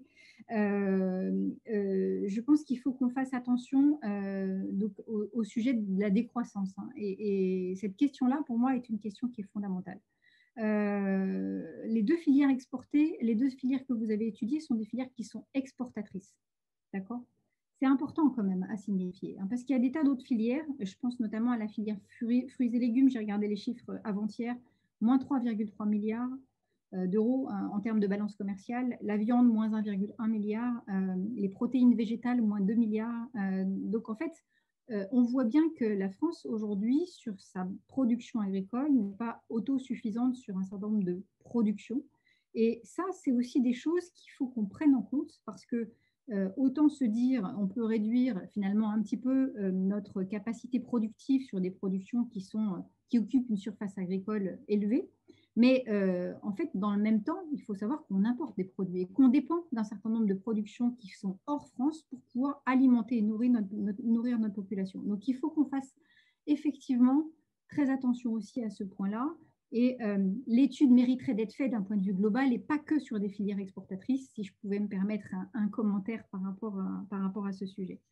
Peut-être 3 points qui me paraisseraient intéressants à rajouter à cette étude, ou en tout cas à compléter. On ne parle pas du tout dans votre étude du marché privé de la compensation du carbone. Ce sont des éléments de rémunération des agriculteurs qui pourraient intervenir demain et qui pourraient aussi être un levier important. Il me semblerait intéressant de les ajouter, en tout cas aux scénarios qui ont été proposés. Le deuxième point, c'est le sujet du changement de pratique et des risques, et de la gestion des risques qui sont liés au changement des pratiques. Et qui, là aussi, cette gestion des risques, elle va devoir être prise en compte et elle va devoir, s'anticiper, être accompagnée, parce que personne, face à un fossé, n'a envie de sauter. Pas plus vous que moi. Et donc, on a une profession agricole qui est extrêmement volontariste. Je pense qu'on ne peut pas dire aujourd'hui qu'il n'y a pas un changement dans les mentalités ni dans les pratiques. Il y a une vraie volonté d'y arriver, mais par contre, on est face à un vide. Et dans ce vide-là, il faut savoir quels sont les filets de sécurité qu'on pose. Le troisième point, évidemment, c'est l'adaptation au changement climatique qui nécessitera des investissements, de la recherche. Et sur les questions qui sont posées aujourd'hui par Pascal Canfin concernant les produits phytosanitaires autorisés par l'Europe, on est convaincu à la coopération agricole qu'on ne pourra pas standardiser la conversion vers une économie zéro émission nette. Il faudra certainement qu'on travaille et qu'on fasse ce qu'on appelle de la dentelle, qu'on soit en capacité de s'adapter à chaque exploitation. C'est presque 400 000 transitions, puisqu'on parle de 400 000 exploitations agricoles aujourd'hui. C'est 400 000 transitions qu'il va falloir qu'on mette en œuvre et probablement qu'on accepte d'utiliser des outils, des leviers, de la recherche pour compenser, le non-usage ou l'usage réduit de produits phytosanitaires, peut-être des panoplies de produits phytosanitaires qui seraient plus larges, parce que pouvant aller toucher spécifiquement des problématiques. Je pense qu'il faut qu'on soit à la fois extrêmement... il faut qu'on soit souple, en fait, sur les mécaniques qui vont nous amener vers ce chemin-là. Voilà, je pense que je vous ai dit ce que j'avais en tête. Sur le comment on fait pour y aller, la première chose, peut-être en guise de conclusion, c'est d'éviter d'émettre plus. La deuxième chose, c'est de travailler aux réductions. Et la troisième chose, c'est de travailler à la compensation. Et sur ce terrain-là, je crois qu'il y a encore des marges de progrès qui sont importantes à faire, notamment en termes de données et de captation de données, pour mieux mesurer comment est-ce qu'on pourrait capter encore plus du carbone. Et là, l'agriculture y a toute sa place. Merci beaucoup, Florence Pradier, pour votre réaction à ce rapport. Ce qui est très intéressant, c'est que d'emblée, vous ouvrez d'autres sujets de dialogue, de discussion, voire de recherche, ce qui me permet maintenant de passer la parole à Philippe Mauguin, le PDG de l'INRAE.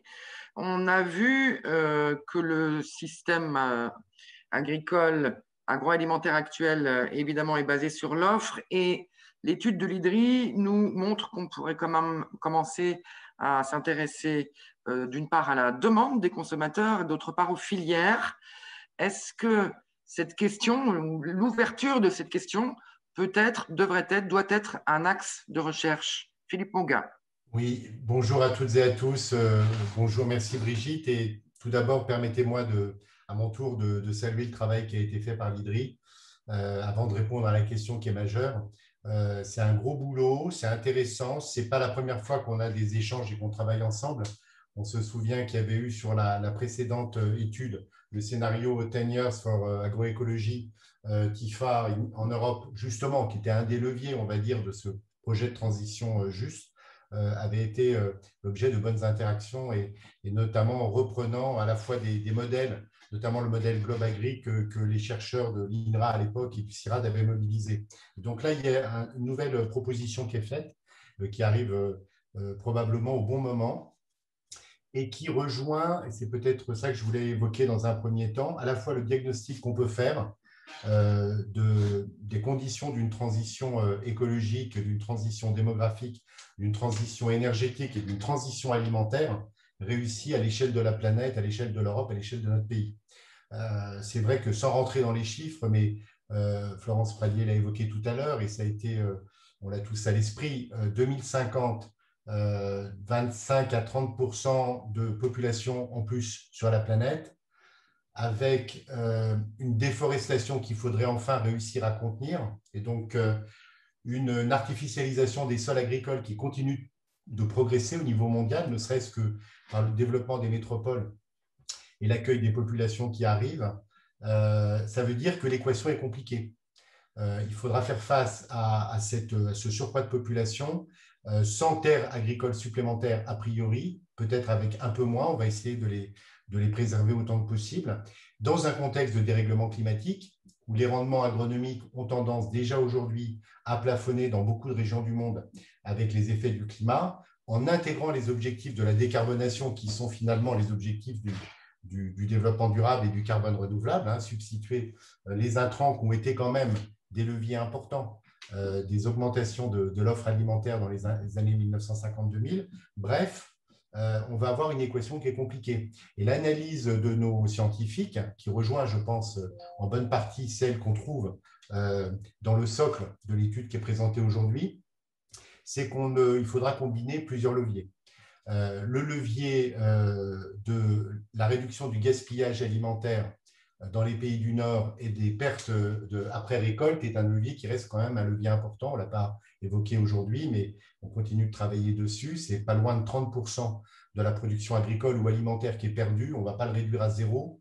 Ça serait évidemment excessif, mais si on pouvait le réduire de moitié, c'est un des leviers importants. Le levier des régimes alimentaires est un levier majeur.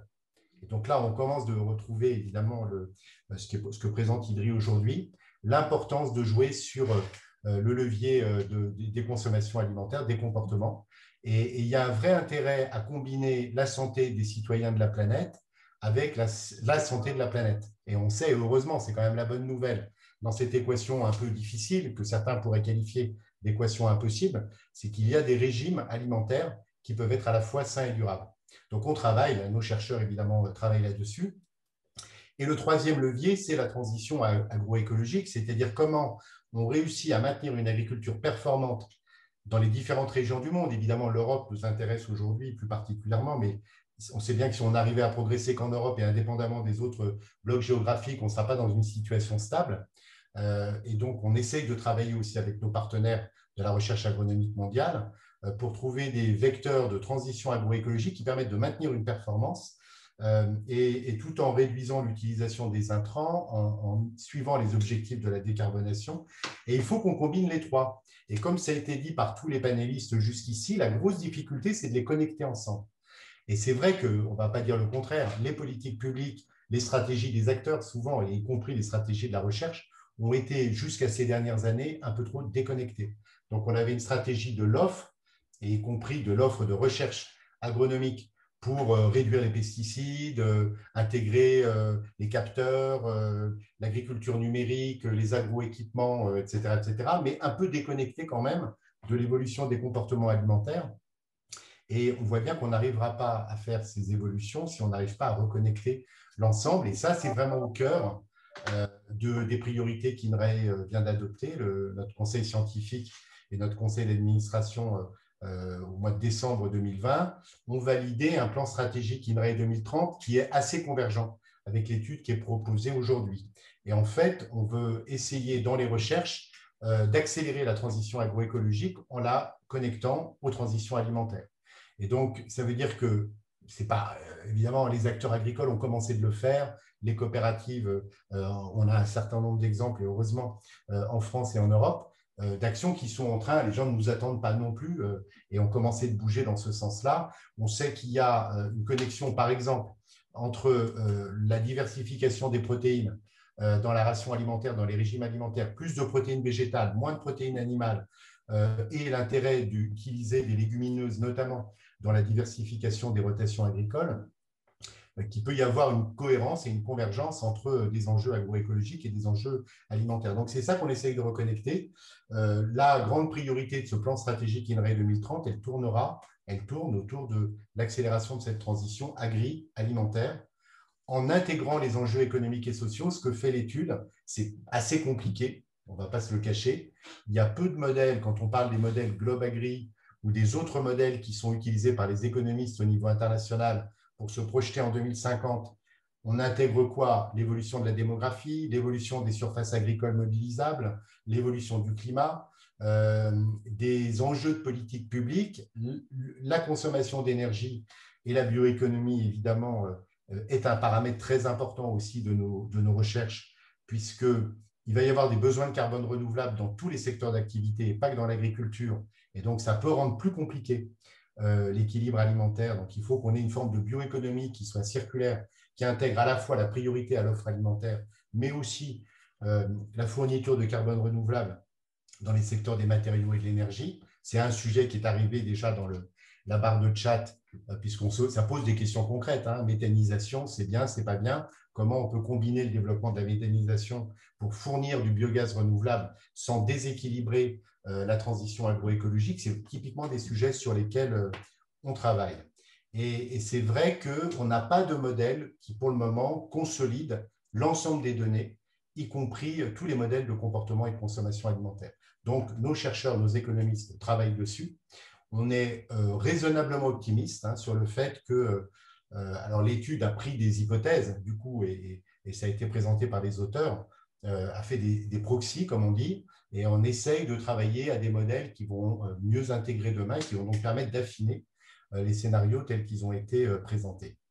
Je signale une étude aussi qu'on a rendue, que Pascal Canfin doit bien connaître, que des chercheurs en économie d'INRAE ont rendu au Parlement européen sur la relation entre le Green Deal et la politique agricole commune, qui confirme que ce n'est pas si simple, que les objectifs du Green Deal ont été adoptés au niveau politique, mais la PAC actuelle, sans évolution, ne permettra pas de les atteindre.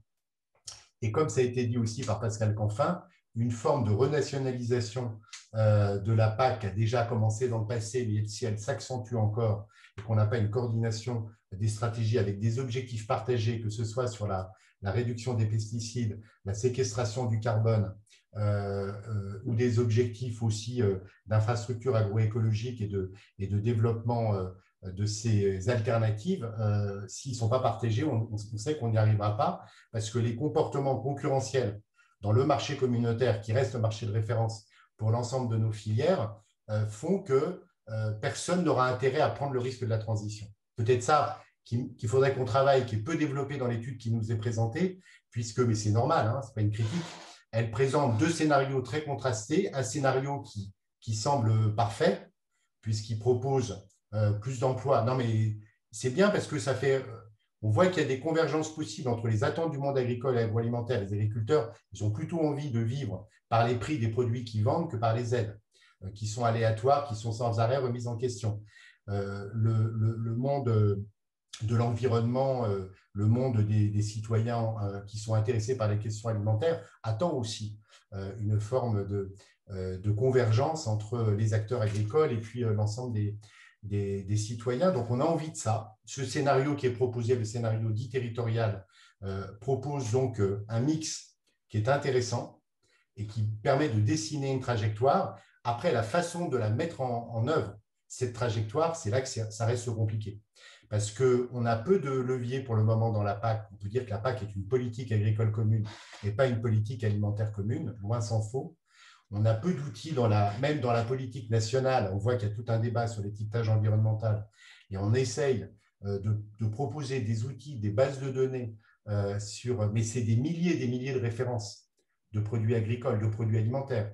Il y a parfois des polémiques parce qu'à un instant T, quand on va comparer les analyses cycle de vie de tel et tel produit, on va montrer que des produits bio qui ont un rendement plus faible, si on regarde le bilan effet de serre à l'hectare, il va être moins bon qu'un produit conventionnel. Donc, c'est extrêmement compliqué au niveau méthodologique, mais on avance là-dessus pour essayer de rendre une image qui soit, j'allais dire, la plus honnête possible, des impacts environnementaux combinés aux impacts nutritionnels des différents types de produits pour qu'on donne aux consommateurs citoyens une vraie capacité de choisir. Donc ça, c'est un des leviers. Est-ce qu'on va arriver à le déployer d'ici 2030? Est-ce qu'on trouvera le consentement à payer que les auteurs de l'étude nous proposent? Évidemment, on peut le souhaiter. Ce n'est pas complètement certain. Et il faut aussi peut-être qu'on réfléchisse sur des outils incitatifs. Alors, on pense souvent à la restauration collective, parce que là, il y a quand même une forme de pilotage public et on arrive à faire rentrer dans les marchés publics la possibilité de faire pas que le moins cher, mais aussi d'avoir le mieux, et donc de rentrer des critères qui vont favoriser les offres locales et les offres de produits qui auraient un meilleur bilan carbone. Donc ça, c'est quand même aussi un motif optimiste, mais on n'a pas beaucoup de leviers. Donc il faut qu'on continue de travailler, je pense, là-dessus, si on veut rendre ce scénario crédible. Sur la question de l'emploi aussi, c'est très intéressant ce qui a été présenté. On a des choses à dire et on va continuer de discuter avec les auteurs. Je n'ai pas le temps de le faire aujourd'hui. Ce qui est intéressant dans l'étude aussi, ce que je voulais pointer, c'est d'avoir pris un peu à bras-le-corps la question de la transformation agro-industrielle, qui est souvent aussi du coup oublié. On parle des fois des comportements alimentaires, on a des données sur la consommation alimentaire, on a des données sur la production agricole, et tout ce qui se passe au milieu n'est pas traité. Donc, c'est aussi un des points intéressants de l'étude. Voilà les premières réactions. Donc, pour dire que de façon un peu résumée, la vision d'une transition agroécologique qui ne sera possible et soutenable que si on réussit en même temps la transition alimentaire, qui fasse qu'on puisse aligner à terme les régimes alimentaires vers des régimes sains et durables. En gros, et je le dis pour les collègues qui sont du monde de l'élevage, on aura besoin d'élevage dans les formes d'agriculture durable sur lesquelles on travaille, pour boucler les cycles biogéochimiques, pour valoriser un certain nombre de terres agricoles qui ne sont pas les plus propices à la production de grandes cultures, pour des raisons gastronomiques, pour des raisons culturelles, aussi pour des raisons d'équilibre nutritionnel, mais il faudra consommer dans les pays du Nord moins de produits animaux. C'est ce qui est déjà, le trend a commencé en France et en Europe, et ça doit être l'occasion de mieux valoriser les éleveurs. Et donc ça, c'est bien repris, je crois, dans l'étude, et il faut qu'on réussisse à travailler avec les filières, et notamment les filières labels de l'élevage, mais aussi que ce soit l'élevage laitier ou l'élevage à viande, l'ensemble des parties prenantes pour trouver des trajectoires qui vont permettre de tester ces évolutions dans un moment où l'élevage est quand même en difficulté, on le sait. Voilà, première réaction, Brigitte, mais je ne sais pas si j'ai explosé mon temps. Non, mais on l'a globalement, on l'a globalement un petit peu exposé parce qu'on voulait exploser le temps. On voulait avoir une demi-heure. Non. On voulait avoir une demi-heure, on ne l'a plus puisque théoriquement, il nous reste 6 minutes.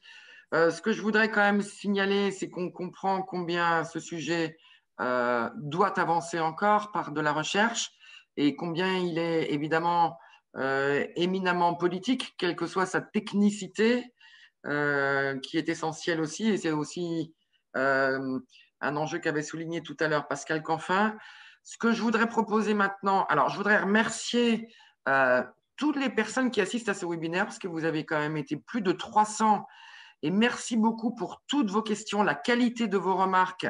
Sachez bien persuadé qu'aucune de vos remarques ou questions ne restera à lettre morte, même si, hélas, vous l'avez compris, on ne va pas pouvoir répondre à tout le monde. Et donc, eh bien, de façon un petit peu arbitraire, je vais poser 3 questions. Il nous reste 6 minutes et je vais d'abord poser une question qui s'adresserait, je pense, à Christophe Alliot. Il faut juste que je la retrouve. C'est une question qui concerne un point qu'a abordé Florence Pradier tout à l'heure, la question des risques. Est-ce qu'on pourrait prendre en compte la question des risques en la répartissant sur toute la chaîne de valeur et ne pas la faire peser sur les seuls agriculteurs? Mais tu y répondras tout à l'heure. Une petite seconde, Christophe. Une question que je poserai à Pierre-Marie, qui est la question: serait-il pertinent d'inclure l'alimentation parmi les produits couverts par un mécanisme d'ajustement carbone aux frontières de l'Europe? Et Mme Pradier, une question pour vous, vous y avez répondu partiellement, mais elle est très précise. Y a-t-il des objectifs en matière de réduction des pesticides qui seraient adossés à l'ambition de 0 émission nette? Vous parliez de dentelle, et pour autant, y en a-t-il qui sont adossés à 0 émission nette, un objectif global de réduction des pesticides? Madame Pradier, allez-y. C'est moi qui commence, d'accord. Sur l'objectif de réduction des pesticides, oui, qui dit dentelle, de toute façon, on est sur des plans aujourd'hui de réduction des pesticides avec des systèmes de biocontrôle dès qu'on peut en mettre en place. La France est, je dirais, très en avance aussi sur ce sujet. Je pense qu'il faut aussi qu'on se dise ça, c'est-à-dire qu'on arrête de dire que… Alors, on a vu circuler beaucoup d'informations sur les sujets pesticides, donc évidemment, il y a des usages de pesticides qui sont liés à la façon dont on produit aujourd'hui.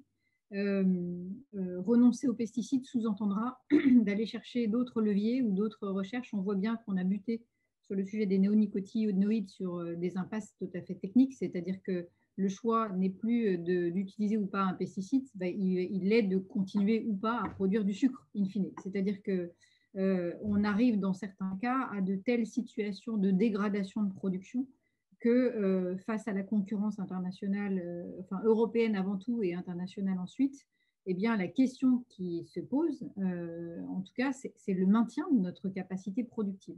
Donc, et ça, c'est quand même un point important. C'est-à-dire qu'on voit bien que pour pouvoir s'affranchir de pesticides, il y a évidemment des changements de pratique, des changements de mentalité, mais je pense qu'ils sont opérés. Il y a aussi le fait qu'on ait accès à des leviers autres qui passent par de la génétique, qui passent par donc, des choses qui peuvent être rejetées aussi par le citoyen français, hein. C'est-à-dire que les OGM font peur, mais on va avoir besoin de génétique, on va avoir besoin de sélection variétale, on aura besoin de semences qui seront adaptées à des changements climatiques, qui seront adaptées à la résistance à certains ravageurs. On a besoin d'avoir des solutions autres, on maîtrise mieux sans intrants sous serre et hors sol que sur terre. Donc tous ces éléments-là, on voit bien, on a des solutions, hein, on sait faire, mais viennent frapper d'autres injonctions qui sont celles de il vaut mieux laisser chauffer, c'est hors de question. Comment vous dire voilà, donc oui, je pense que c'est évidemment lié, les deux sujets sont liés. Mais on doit regarder ça de façon extrêmement attentive et on aura besoin de la recherche pour nous épauler. Vas-y, t'entends pas. Voilà, pardonnez-moi, c'est comme dans la vraie vie, c'est le chat, merci. Merci beaucoup, Madame Pradier. Peut-être, Christophe, donc cette question, si tu peux y apporter un élément de réponse un peu rapide sur l'idée d'une répartition de la prise de risque qui ne repose pas que sur les épaules des agriculteurs, mais qui soit davantage répartie dans la chaîne de valeur. Alors, c'est clair. C'est clair que c'est un enjeu assez fondamental. Alors, je vais essayer de me réapproprier cette question parce que je l'ai juste vu passer que très rapidement. Et Pierre-Marie, tu me compléteras. Ce que j'avais envie de rappeler, c'est que ça fait écho aussi un petit peu à ce que vous disiez, Monsieur Bauguin, avant, sur ce qu'on a essayé de prendre à bras le corps. Et juste pour aller un cran plus loin, on n'a pas juste essayé de prendre à bras le corps la question de l'industrie agroalimentaire. Ce qu'on a essayé de commencer déjà à poser ensemble avec l'IDRI, c'est la question de documenter l'interdépendance qu'il y a entre ces trois maillons fondamentaux, agricole, toute la transformation agroalimentaire et la distribution qui va être connectée aux consommateurs que nous sommes tous. Et en fait, on a commencé à poser les premières bases à travers l'étude dont vous voyez les résultats aujourd'hui. Ces premières bases, on a essayé de les instruire à travers les études que nous, on mène par ailleurs sur la question qui est fondamentale, en fait, que nous, on a menée au basique sur des chaînes de valeur, sur comment se crée la valeur, comment elle se distribue dans les chaînes, quels sont les coûts, quelles sont les marges, quelles sont les dynamiques qui expliquent aujourd'hui comment ça se passe.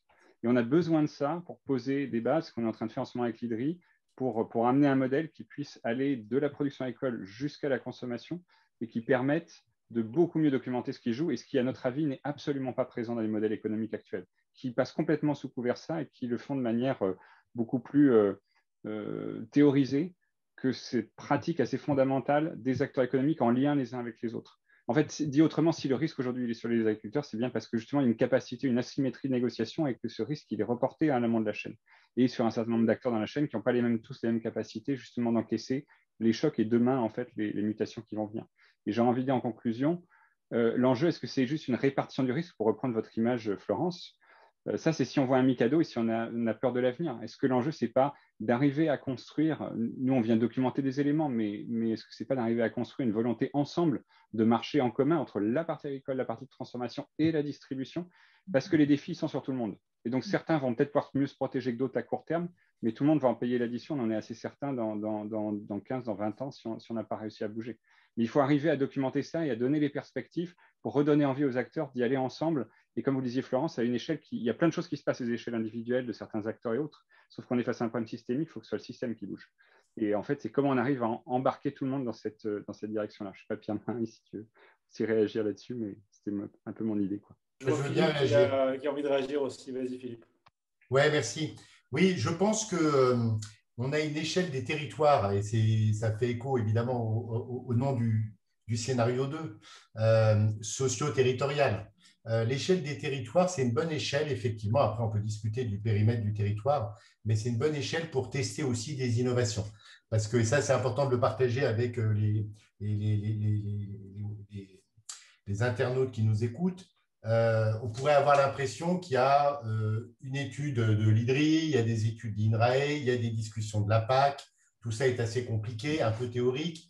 On voit vers où on doit aller, mais finalement, comment on peut tester concrètement en dehors de ces modèles et de ces études économiques. Et donc, on a contribué à mettre en place des projets d'innovation ouverte, ce qu'on appelle des territoires d'innovation, depuis quelques années. Et il y en a un certain nombre qui sont vraiment au cœur de ce sujet. J'en citerai deux.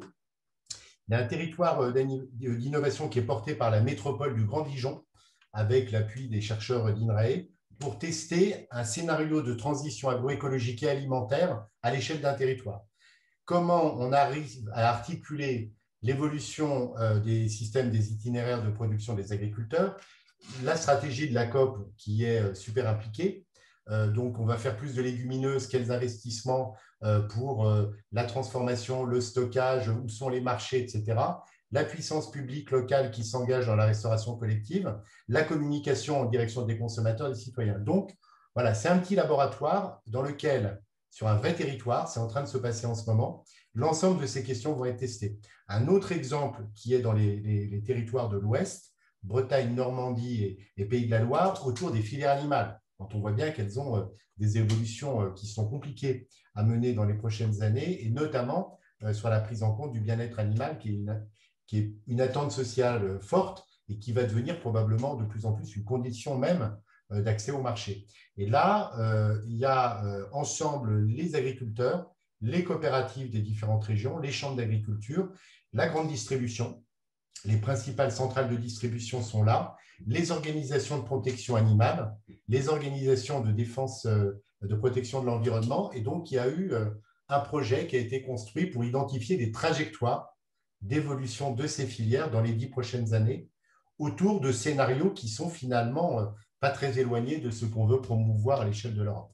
Donc voilà, je pense qu'il faut qu'on combine cette discussion sur les modèles, la discussion dans les enceintes politiques de la PAC, évidemment, avec des actions concrètes sur le terrain, des projets d'innovation où l'ensemble des parties prenantes sont mobilisées et où les chercheurs vont pouvoir un peu aussi tester en vraie grandeur les hypothèses, y compris les hypothèses de consentement à payer, les surcoûts pour les agriculteurs. Et ça nous permettra peut-être d'éviter de partir sur des débats qui resteraient des débats trop théoriques.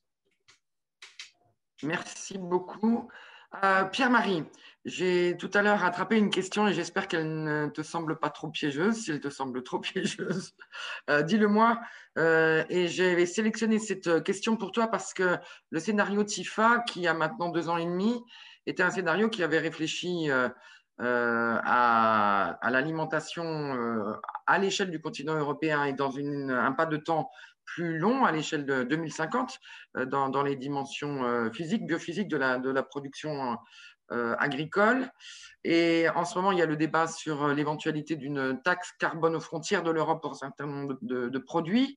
Et une question donc de la salle se demandait est-ce que ça ne serait pas pertinent, après tout, comme un outil incitatif, eh bien, d'inclure dedans la production agricole. Oui, peut-être juste prendre un tout petit pas de recul. Ce qu'on racontait dans TIFA et qu'on raconte de manière plus précise, en tout cas j'espère, dans l'étude qu'on publie aujourd'hui, enfin demain du coup, mais c'est effectivement que, on le redit, hein, que s'il y a une concurrence complètement, on va dire, déloyale entre les opérateurs européens et le reste du monde, ça ne peut pas fonctionner. Et il y avait un aspect sur lequel on mettait l'accent dans TIFA et qui est tout aussi central dans la trajectoire, la stratégie du ministère de l'Agriculture en France, c'est le développement des légumineuses. Alors, on en a longuement parlé avec nos collègues de la FOP, avec nos collègues d'Avril. On sait très bien aujourd'hui qu'il y a des verrous énormes qui sont politiques pour le développement des filières légumineuses en Europe et qui sont liés à un différentiel de compétitivité prix et qualité qui s'est structuré historiquement depuis les années 60 dans le cadre des accords du GATT. Et donc, la question, c'est comment est-ce qu'on permet à des filières légumineuses de se redévelopper en Europe, compte tenu du rôle fondamental qu'elles jouent à de nombreux égards, que ce soit nutritionnel, que ce soit agronomique, en termes de diversification, etc. Et donc, la question de la taxe carbone aux frontières, elle vient en fait abonder les réflexions autour de cet aspect fondamental de la réintroduction des légumineuses, pour une raison qui est assez simple. Tout à l'heure, Pascal Canfin disait eh bien, on a une difficulté quand on discute avec le DG Trade sur comment on peut empêcher des concurrents sur le marché international de produire selon des normes que nous, on ne souhaite pas adopter. Parce que si, pour faire court sur les légumineuses, les Brésiliens ont décidé, et comme tous les autres d'ailleurs aux États-Unis, d'autoriser le soja Roundup Ready, parce que le glyphosate ne leur pose pas de problème, avec les OGM ne leur pose pas de problème, on n'a rien à y dire, nous, Européens. Ce qui est un élément un peu fondamental. L'intérêt d'une taxe carbone aux frontières, potentiellement, c'est de renvoyer à la question d'un bien public global, en l'occurrence ici le climat, la question de la régulation de nos échanges. En disant, ben, finalement, très bien, chers amis et néanmoins concurrents sur ce marché, vous avez fait un choix qui n'est pas le nôtre, mais il est probable que dans un certain nombre de situations, vos modes de production soient défavorables à un bien public global sur lequel on s'est tous engagés en 2015 dans le cadre de l'accord de Paris. Et à ce titre-là, on se permet du coup de taxer vos productions, en l'occurrence pour celles qui seraient associées à de la déforestation ou à de l'épuisement du carbone des sols. La difficulté, elle est évidemment immense. Aujourd'hui, dans les discussions autour de la taxe carbone aux frontières, le secteur agroalimentaire et agricole est pour l'instant pas tellement considéré, vu la complexité d'objectiver finalement les effets d'émissions associés à des modes de production particuliers, et vu la difficulté d'objectiver comment une tonne de soja qui ressemble de manière assez incroyable à une autre tonne de soja, est-ce qu'elle a été produite en déforestant ou pas. Donc voilà, donc là-dessus, ça paraît un aspect intéressant. Moi, il me semble plutôt intéressant d'utiliser le prétexte de la taxe carbone aux frontières pour relancer les discussions sur le commerce multilatéral, plutôt que de croire, à mon avis, de manière illusoire, en tout cas à moyen terme, que la taxe carbone pourra être un outil directement utilisable pour redynamiser des filières qui en ont fortement besoin dans le contexte européen. Voilà, j'ai été un peu long, désolé Brigitte. Ouais, merci beaucoup Pierre-Marie. Mme Pradier, Philippe Longuin, je suis vraiment désolé parce qu'on vous prend un petit peu en otage de notre temps de dépassement. Mme Pradier, vous avez encore quelques minutes? Oui, mais il faut faire vite parce que j'ai une autre Bon, réunion. alors, je vous propose chacun 2 minutes de mots de conclusion. Philippe Longuin, qui est pressé, 2 mots de conclusion, et Mme Pradier, je vous laisserai les terminer. Merci. Voilà, c'est une conclusion. Beaucoup de choses ont été dites, donc je voudrais, féliciter les auteurs qui ont pris cette démarche, qui l'ont anticipée, finalement, qui tombe à un bon moment de l'agenda politique. C'est ça aussi, hein, l'enjeu, c'est de produire parfois des accélérations, des raccourcis, de prendre des risques méthodologiques pour produire des résultats qui soient utiles dans le débat public et politique. Et l'importance de l'audience qu'on a eue cet après-midi montre que voilà, il y a de l'attente et ce que vous proposez, même si les 2 scénarios sont un peu typés, on pourrait les discuter entre un scénario un peu idéal et un scénario poussoir, ils ont le mérite d'introduire un sujet qui est majeur, on l'a compris, dans les prochaines années, c'est la reconnexion des politiques alimentaires, des politiques agricoles. On ne réussira pas ces transitions, peut-être pas un seul modèle pour toute l'Europe, mais un vrai mouvement de transition agroécologique si on ne fait pas en même temps une transition alimentaire. Donc moi, je voulais vous remercier, vous dire qu'on est disponible à la fois pour continuer le travail avec les collègues de l'IDRI et les chercheurs d'INRAE, mais au-delà de l'IDRI, avec l'ensemble des partenaires qui nous ont écoutés, que ce soit les coopératives, l'ensemble des parties prenantes. C'est un débat qui est majeur et donc ça fait partie des priorités d'INRAE 2030 et c'est un débat qui doit être à la fois organisé avec de la méthode, des modèles. On voit qu'il y a des points sur lesquels il faut qu'on améliore encore la fiabilité des données, mais qui doit être relativement transparent et partagé avec l'ensemble des parties prenantes. Donc, merci pour tout ça et à très bientôt. Du coup. Merci beaucoup, Philippe. J'en profite pour dire que le replay de ce webinaire sera disponible dès demain sur le site de l'IDRI et que l'étude sera demain également sur le site de l'IDRI. Et Madame Pradier, je vous laisse un mot de conclusion. Très, très rapidement, mais par rapport au sujet de la transition juste, ce que vous nous avez dit et ce que vous nous dites montre la complexité de cette équation. Et en tout état de cause, la transition juste n'est certainement pas celle qui viendrait à faire peser tous les efforts sur les épaules des agriculteurs. et qu'on est bien évidemment tous concernés, industrie, mais pas que. On est beaucoup d'acteurs autour du Mikado. Tout à l'heure, on a parlé de l'ensemble de la chaîne, des acteurs de la chaîne alimentaire, mais je pense qu'au-delà de ça, c'est l'ensemble des acteurs tout court, de la sphère publique, de la sphère politique, de la sphère privée, qui sont autour de ce Mikado et qui doivent petit à petit, je dirais, alléger ce Mikado sans faire s'écrouler l'ensemble du système. Donc voilà peut-être ce que j'ai dit. Peut-être un autre point qui me paraît important, c'est celui des choix. Par exemple, hein, je vais prendre un exemple que j'avais repris dans votre rapport concernant l'optimisation de certaines périodes que vous préconisez, hein, optimisation de périodes non productives des vaches en diminuant l'âge du premier vélage. Typiquement, cette mesure-là, effectivement, est bonne pour le carbone. En revanche, elle est un peu contradictoire avec des enjeux de bien-être animal. Et donc, en fait, il faudra qu'on fasse des choix. C'est-à-dire qu'aller vers une trajectoire carbone va potentiellement nous obliger à faire des choix et à les assumer face aux consommateurs parce qu'on ne peut pas gérer toutes ces injonctions différentes qui amènent à des solutions qui seraient exactement opposées en matière de pratiques agricoles. Donc, voilà, je pense que la question des choix et d'assumer les choix sera aussi un enjeu clé pour nos politiques demain. Merci beaucoup. C'est la fin de ce webinaire qui a légèrement débordé. Merci Florence Pradier, merci Philippe Mauguin, Pascal Canfin qui était avec nous tout à l'heure. Merci à Christophe Alliot du BASIC, merci à Pierre-Marie Aubert de l'IDRI, merci aux équipes qui sont derrière. Il y a Baptiste Gardin, il y a Pierre Barthélémy, il y a Karine Antunes de l'IDRI qui était très mobilisée, Sébastien Treyer, directeur de l'IDRI, qui avait prononcé quelques mots d'accueil. On a des éléments de dialogue entre différentes composantes de réflexion sur l'agriculture qui s'ouvre, éminemment politique, et les mots de Pascal Canfin ont été importants tout à l'heure, donc il y a du pain sur la planche. Et donc, eh bien, je crois que le travail commence demain matin pour nombre d'entre nous. Merci beaucoup aux 300 personnes qui ont assisté à ce webinaire et pour la qualité de toutes vos questions, remarques et échanges qui, j'espère, ont été intéressants aussi pour vous tout au long de ces 2 heures. Merci encore. Au revoir.